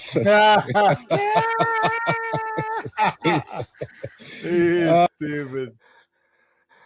That son of a bitch got That's some funny. balls still be up in that son of a bitch. I don't care, man. I wouldn't crawl off of that fucking, like, Right. there's no way Big I hole. crawl through that little fucking hole right there.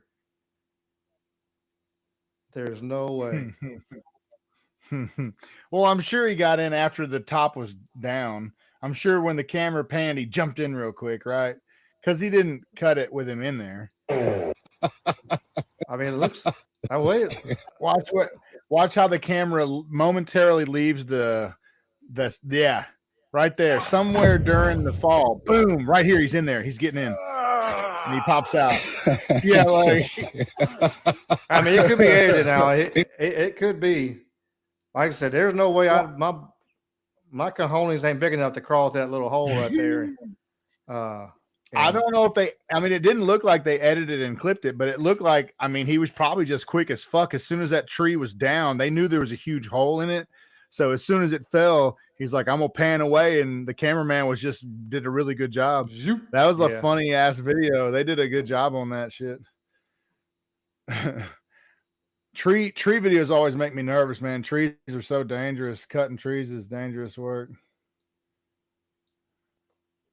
Yeah, check this out. We were talking about the Amish last week. So I'm in my more feel good movie videos now. So we're down gloom and dooming. We're going on good things. Check this out. Elderly couple who rescued by a helicopter there in North Carolina. They the Amish and the Mennonites built her a home through donations and stuff. The McMurray are the recipients of the house. The couple nearly died due to the storm. Both were trapped as the former home of the storm, as former home rolled through the storm, which had been in Linda's family for 3 generations. It broke apart while they were inside. They were separated after Carl was swept away, but they were reunited almost 24 hours later. They say they are grateful for the help they've received from the community. Today is a demonstration of community. There was little to no federal money in this. This was volunteers. This was donations from well-minded individuals who said, we want to help. All the good people that came out, it didn't matter what was politics, what church, it didn't matter whether you was fussing with your neighbors. Everybody just rolled in and helped out. And then they might go fussing next week or something or other, but it's just really amazing how everybody pulled together. Also in attendance was Virginia Congressman Morgan Griffith. Earlier tonight, he announced nearly $6 million from FEMA would be coming to help recovery efforts in Washington County, Virginia, and the town of Damascus. In Damascus, Belle Johnson, News Channel 11. I thought that was pretty cool. Jeez. Yeah, that's awesome. Oh yeah, this video here. Dog, dare ya? We've been telling you about our third man, and today is the day. 9-time state high school champion, the coach of 8 UFC champions. This man knows it all, has done it all, and I can't wait. You know, we told you we were strapped. We told you we were jacked. Boomba. But when I said, Well, how much TRT fucking Hogan's still on, or just pure roids? How old is he? 73? He's got to I mean, we're ready to roll, bro. We're backed up after backed up. Here's a couple for the weekend, brother. What do you call this thing here? The monster, the master of disaster, the man that rules the world of wrestling. I mean, this is crazy. This is crazy. You've seen what these two have done before. We got the cash, we got the talent, and we got real American freestyle wrestling. And we got our third man, Jack. You know, people are going to tremble. People are going to get scared because Eric, excuse me, knows how to beat everybody. Izzy Mania is going to run wild on the whole world of wrestling. And now that we've stepped our game up and we're now in the world of professional freestyle wrestling, all I have to say is welcome to the black and blue. Welcome to the black and blue of freestyle professional wrestling. You're going to get paid to beat people up. You're going to get paid to win. You're going to get paid to make them scream. So roll out the red carpet. I don't want super. I want mega stars. So I have to say, what you gonna do when real American freestyle comes for you? That shit's so corny, but it's kind of cool though in a way. Like, actually going to take amateur freestyle wrestlers and actually make it where they can make money, and without going into pro. You know, most times you got to go if you freestyle wrestle in high school and college. Then what you do afterwards is either pro wrestling or you're done. You know, or MMA. So it'd be kind of cool to see. Right. Oh, here's that girl I was talking about earlier. This crazy stuff. Ma'am. Be safe.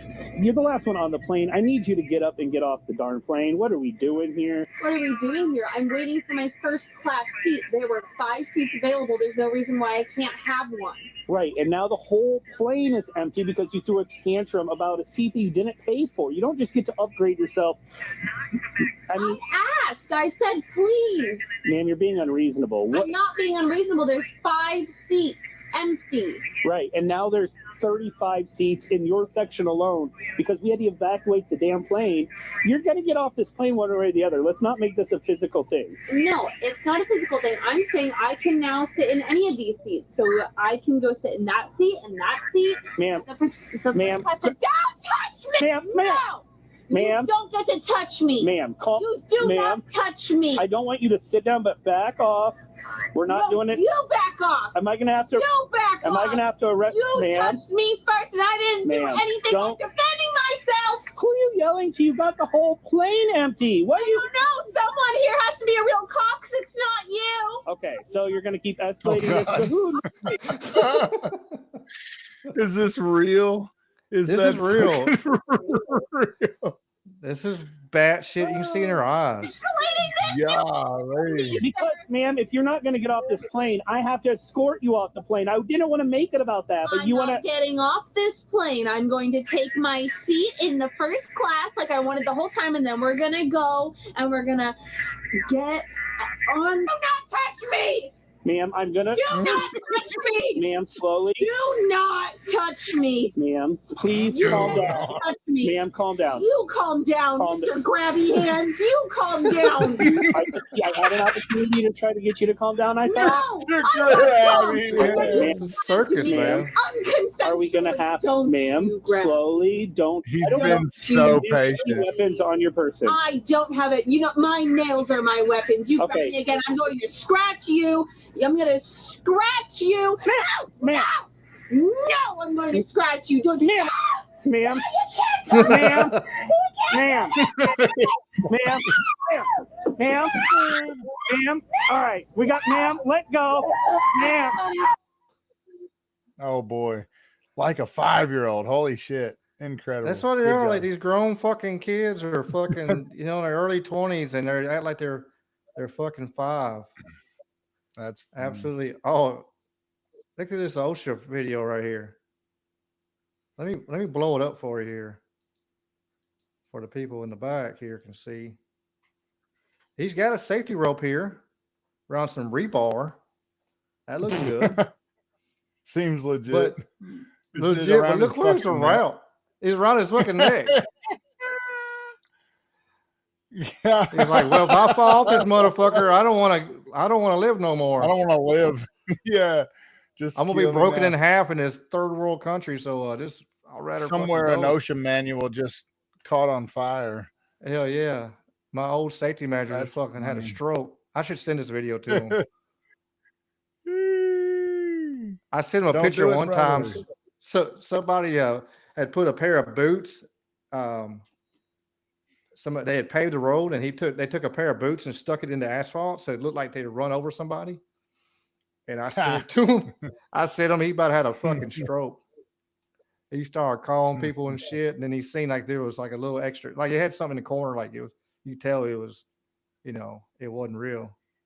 But and this video here was kind of cool. I seen. Check this out. Through sound.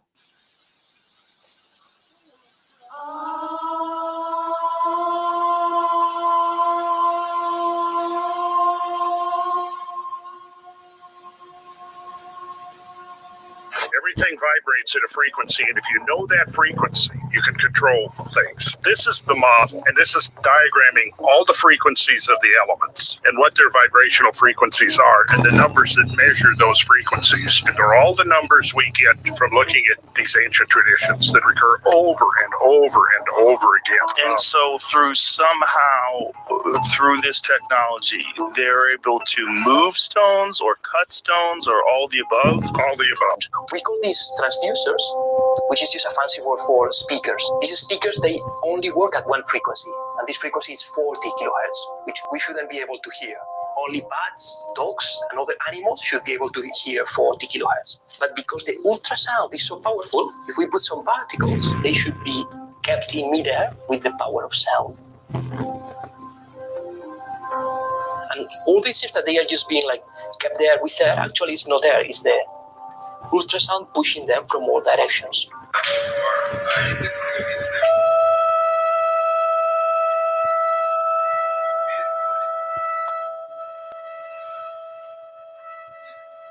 Scientists already knew that sound. Yeah, that was a window and a door waving like water.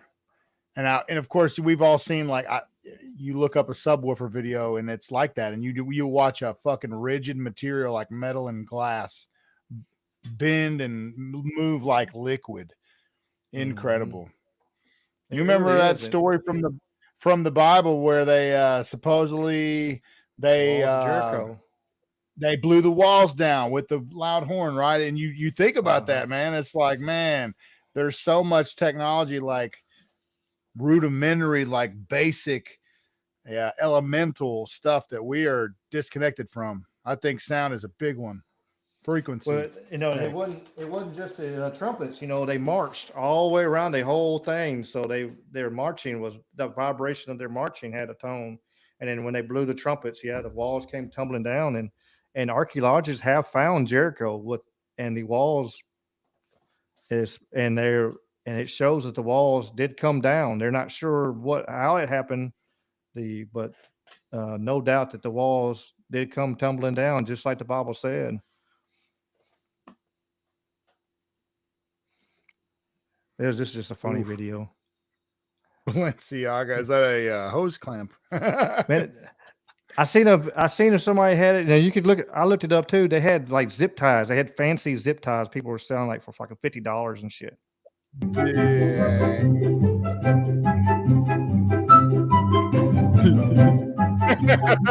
went after the car. Here you go, baby.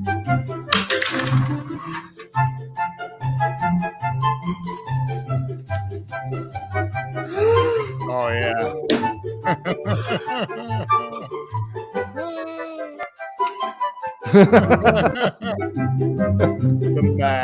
The mask is what does it. Yeah, that's funny.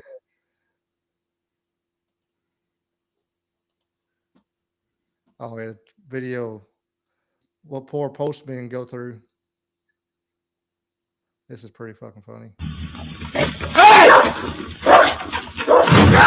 God, you little fucking shit! You little fucking shit.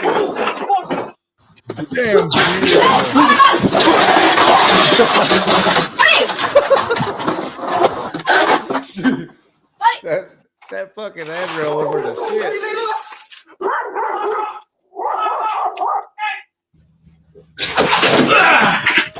Chuck Norris! I knew it! What did he say? What'd that dude say?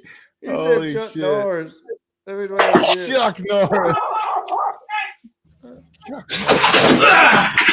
Chuck Norris. I knew it.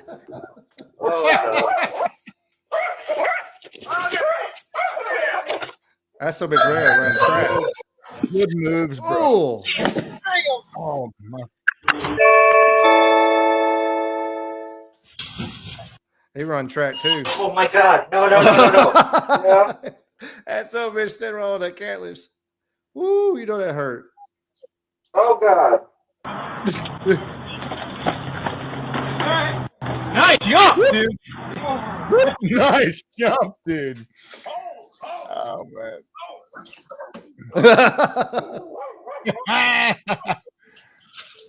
Get back. Oh.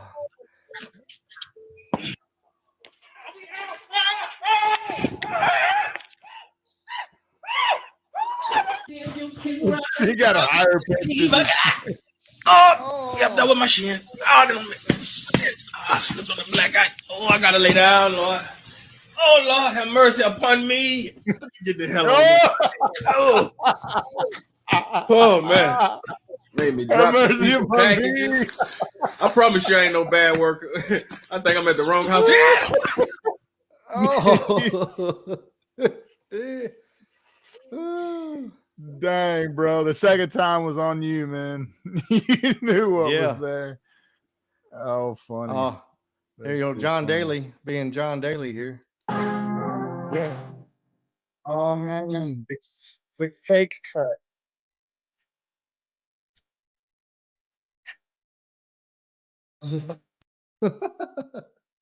John Daly don't give a fuck. That Memphis on right there, baby. Memphis on. Yeah. I was gonna say he's one of ours, ain't he? Yeah.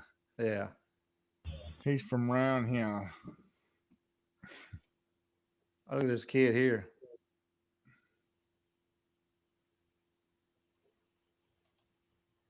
That little kid, he gonna be hell when he gets older. He's not old enough to have that beer. What the hell? What the hell? Look, hit that tornado on it. What the hell? Damn. What the hell out there? Hell, I don't think I've ever seen people do that. I forgot about that. I forgot about that one. Wow, look at that story. And that's real. They were, because the female catfishes are bigger, so they started making more female catfishes because you make more money because they're more meat. And yeah, but people are eating soy. Yeah, it's not doing nothing to you, I promise. It's nothing to worry about here. Oh yeah. Fucking Russia has it all, man. They're doing like basketball teams and fighting. Now they got Superman and Spider-Man. But fucking Spider-Man. Ooh. Spider-Man just took out Superman though. I will play the music, but it'd probably get my fucking video taken down. I guess I don't know if you've seen this guy or not. I don't know what to think of him. I did see this. Very bizarre. Is it even fucking the real? successor of. Say that again. I have to hit the video. I was gonna say, like, is it even real? Who is this guy? Like, it's so weird. Where is this? It's such a weird dude. He is. Let's see. I got it saved on the notepad over here. Where's that? This guy. He's part of a group. Like he's a real dude.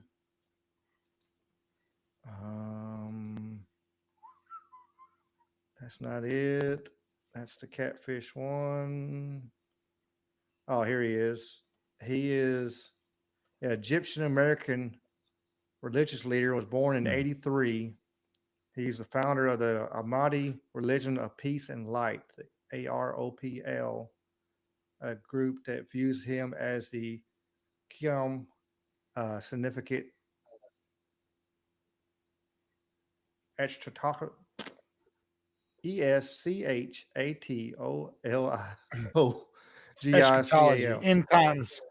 End times study of the end times.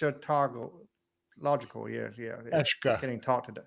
Yeah, where the you got it. So this guy, okay, that makes sense. He started his own brand of religion almost. Yeah. Imam al-Mahdi alayhi salam, the successor of the Comforter Ahmed, the successor of Simon Peter, the successor of Muhammad, the successor of Jesus Christ. I am the true and legitimate Pope. I am the proof upon the Christians. I am the son of the Muslims through my father, and the son of the Christians and the Jews through my mother. I am the son of the East through my father, and the son of the West through my mother. I am like Zulkarnain, who with one horn in the East and one in the West, and I am the inheritor of all that lies between. I am more knowledgeable than any false pope, and I am appointed by name in the will of the prophets. My name is also on the tongue of Isaiah, who prophesied of the righteous servant, and he said, he will see his offspring and prolong his days, and the will of the Lord will prosper in his hand. I am a Sounds legit, bro. Yeah, sign me up for summer camp. When you get your church going. Yes, sir. Yes, sir. But that's enough of that. Gonna put the finishing touches on this match. Oh my God! Damn. On the move. Ali rolling. RKO! Rollins with a shot. RKO by Orton. I swear, I think cats know judo, man. That's where they fucking they originated do, judo from cats, which is and cats are aliens, and they brought judo to the world. You know. Watch it again. And now Mercury and RKO. Look at that. And on the outside. Chocolate up.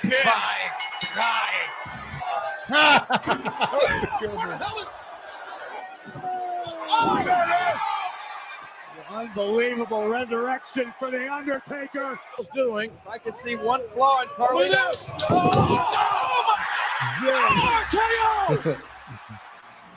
Oh my! Oh! Oh my God! Of course, that last one was fake as hell, but still funny. More kitty videos. Yeah, James said, "Don't mess with our alien overlords." Yeah, there's Mama Kitten here. She's a cat. She's mad.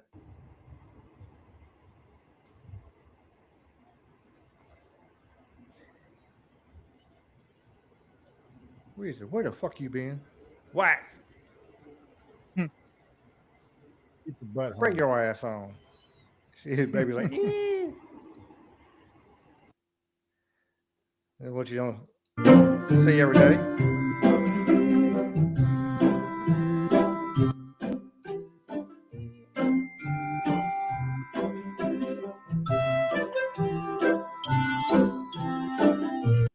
It's amazing. Like no matter how big the cat is, like they all like have the same a lot of similar. They'll get in fucking boxes. That play in them. Yeah. Did you ever see Tyson on Tucker when he said, like, I didn't know this, but Tyson, his was it Tigers? They used to sleep in his bed with him and shit. Like, bro, yeah, that's wild. But it's crazy. You can build a relationship with some of these beasts. Although Siegfried and Roy did that too. One of them got it. Yeah. Of course, I'm sure Tyson was on a bunch of that Colombian, and he didn't really give a shit. Yeah. Look at that little bad little sucker. I'm a tank. Hey, oh, he looked like a bulldog. Fatty, a little beast, little fat boy. Oh, take these raccoons. These people are freaking out. Dirty. Hold on. Oh, look at all of them. Oh, look Come on, we got to get out of here. We got to get out of here. He coming. They're coming. You're not gonna drive the boat. I won't let them. I'm the captain. There's too many. Oh my! Somebody fucking done something in their Yes, pants. they is. They trying to get some food. Come on now. Come on. I bet they never get on them boats again. No. Be nice. Leave them alone. That's my butt. This one here. Oh, they is fighting. That's probably sisters. Why they fighting? Because a bunch of them, though. All right, here we go. You get a little. No, you gotta use two hands. No. He's done. You gotta push him off. Oh my God, they about to fight. Look. They fight. They getting ready to fight over it. Oh, wow. Not you, the other one. See, that's why she was fighting you behind, because you took her food. This side. Both hands. No, you gotta use two hands. Oh Lord, they is foolish. Get your food, baby. Get your food, baby. Get it. That's right, baby. Oh, she might be scared of the water.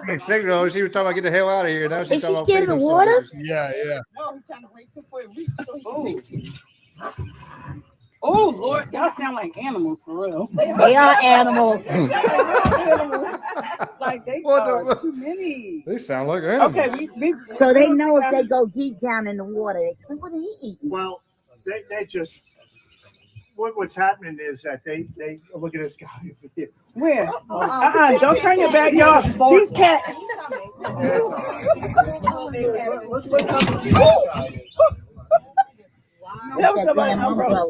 That's your umbrella. Oh, wow. He's like, if I sit here and look cute enough. No, this baby trying to get some. The baby want to eat. Baby hungry. They all up in that tree. Look at them getting ready to fight again. Just like you three. All right. Let's go, Captain. Yeah, I don't know.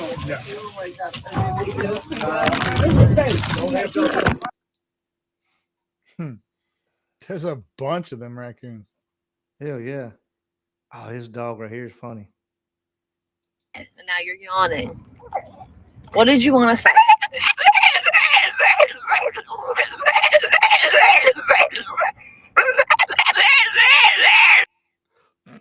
Not to be mean, but that dog sounds like RFK, though. I hate to say that, but he does.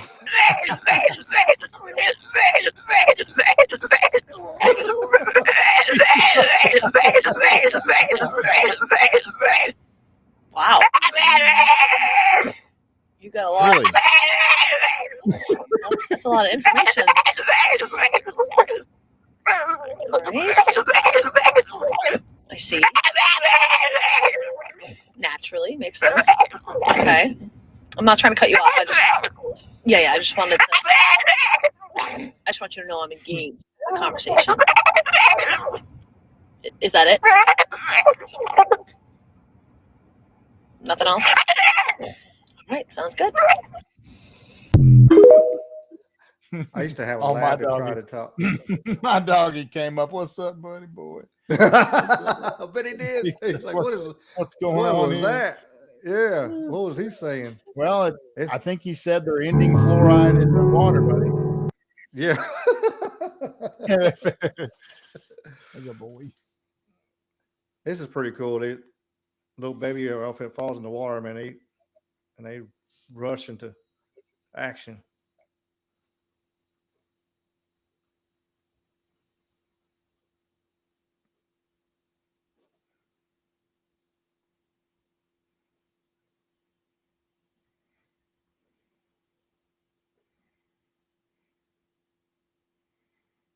What's a bubble?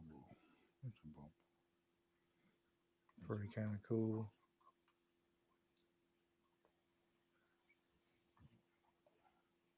Oh, a little. For you, a little pillow. Oh my God. Yeah, y'all's kid, you have a pillow? Hi, look what I made for you. A little pillow. That's a big fat baby right there. Yeah. That son gives that son goes bigger than my cat. Oh, yeah, this is a pretty good one too. What did you do? I didn't do nothing, Mama. What did you do?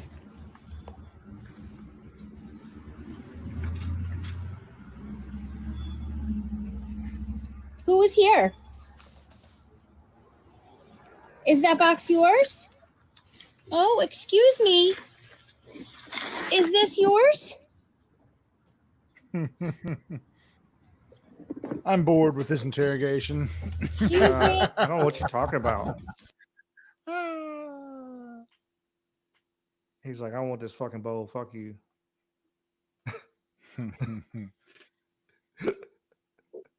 Look at that fat boy. Uh-huh. I think these guys here are sitting there like, please open this door.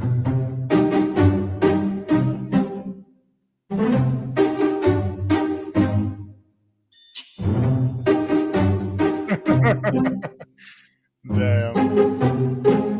I didn't even notice that orange one last time. Look at his arms. Yeah, look at him.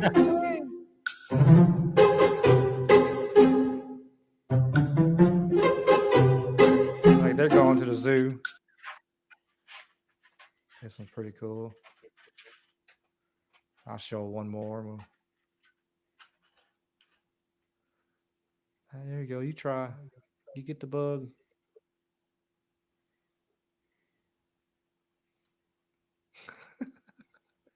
I'm waiting for him to like fall off that damn thing.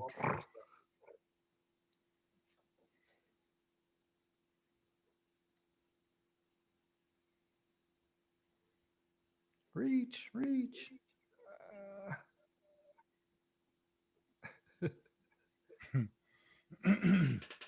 Nah, he's like, I'll try again.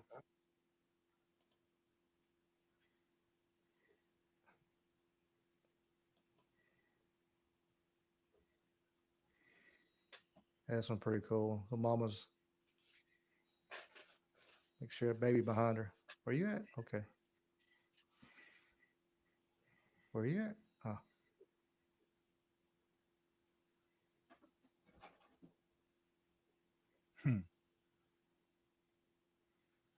Well, all right. One more.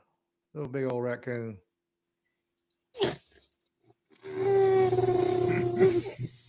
That's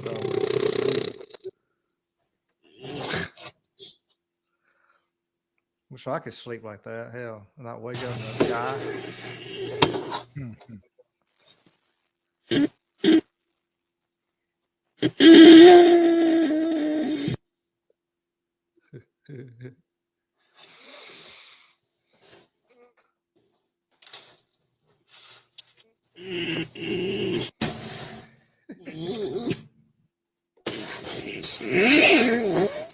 Yeah, that's Dawn as a snore.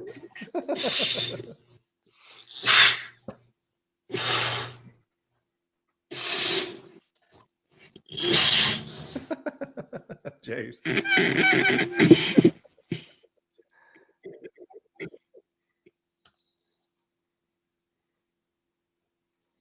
But yeah.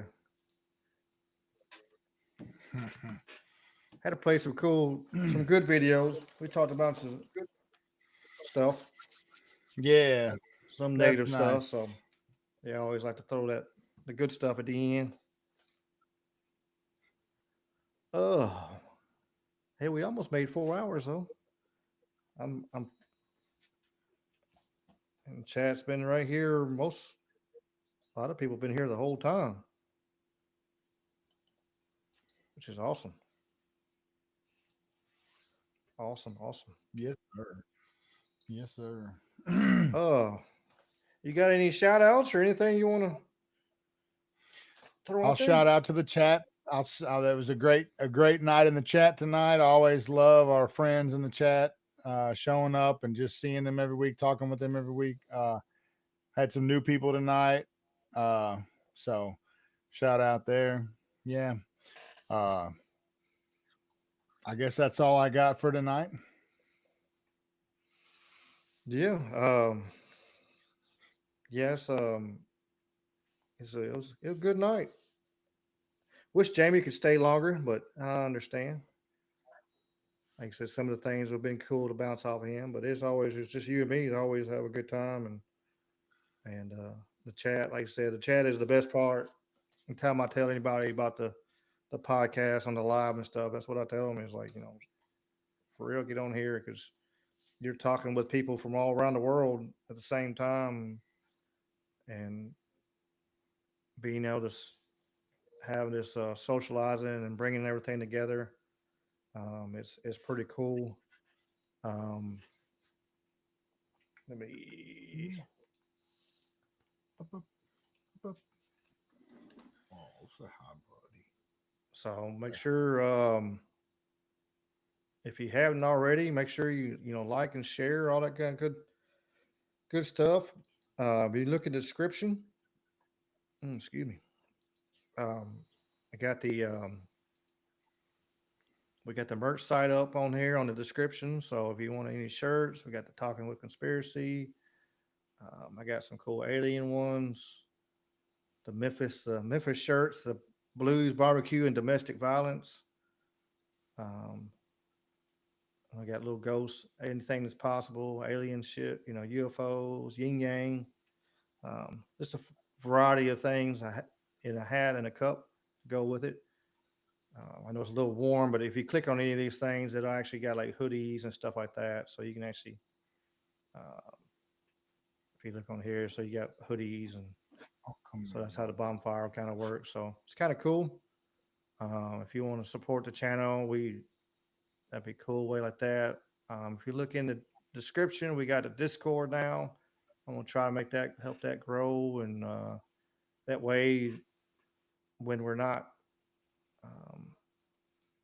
live, and you want to communicate with some of these great, amazing people, you can for sure communicate and throw ideas, and that's what it's about, like bringing people together, and that's just always been my goal, is like sharing knowledge. That's why I coach and teach martial arts, is because just to share ideas and share knowledge. And this, for me, doing this when I started doing this is to bring knowledge, and then I have my like-minded friends with Dave and Jamie come along, and they want to be a part of it, and I'm thankful they have, and made the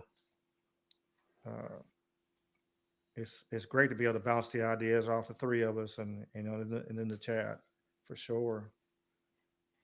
And it's our beautiful chat we have, this amazing chat. If whenever somebody's missing, they always they always asking and checking on everybody, so it's like I said, I do appreciate y'all. I appreciate y'all coming back each week. Like I said, I haven't done much on the new podcast studio. I got sheetrock in there. I gotta get me some help to get over there and put some of it up. I'm trying not being too hard headed, and like I said, having a 9-foot sheet of sheetrock could fall on my damn head and break, and then I'll be mad. So I'm trying to get some help over there and get some of that stuff done, and then I can start getting that. So hopefully, maybe soon we'll be able to be over in the new spot. At least, not the complete way, but it'll be pretty cool. Hopefully, within the next like 2 weeks is my goal. Actually, I'm hoping. I ain't holding my breath, but I like within like 2 weeks to actually be over there and be back behind my desk, and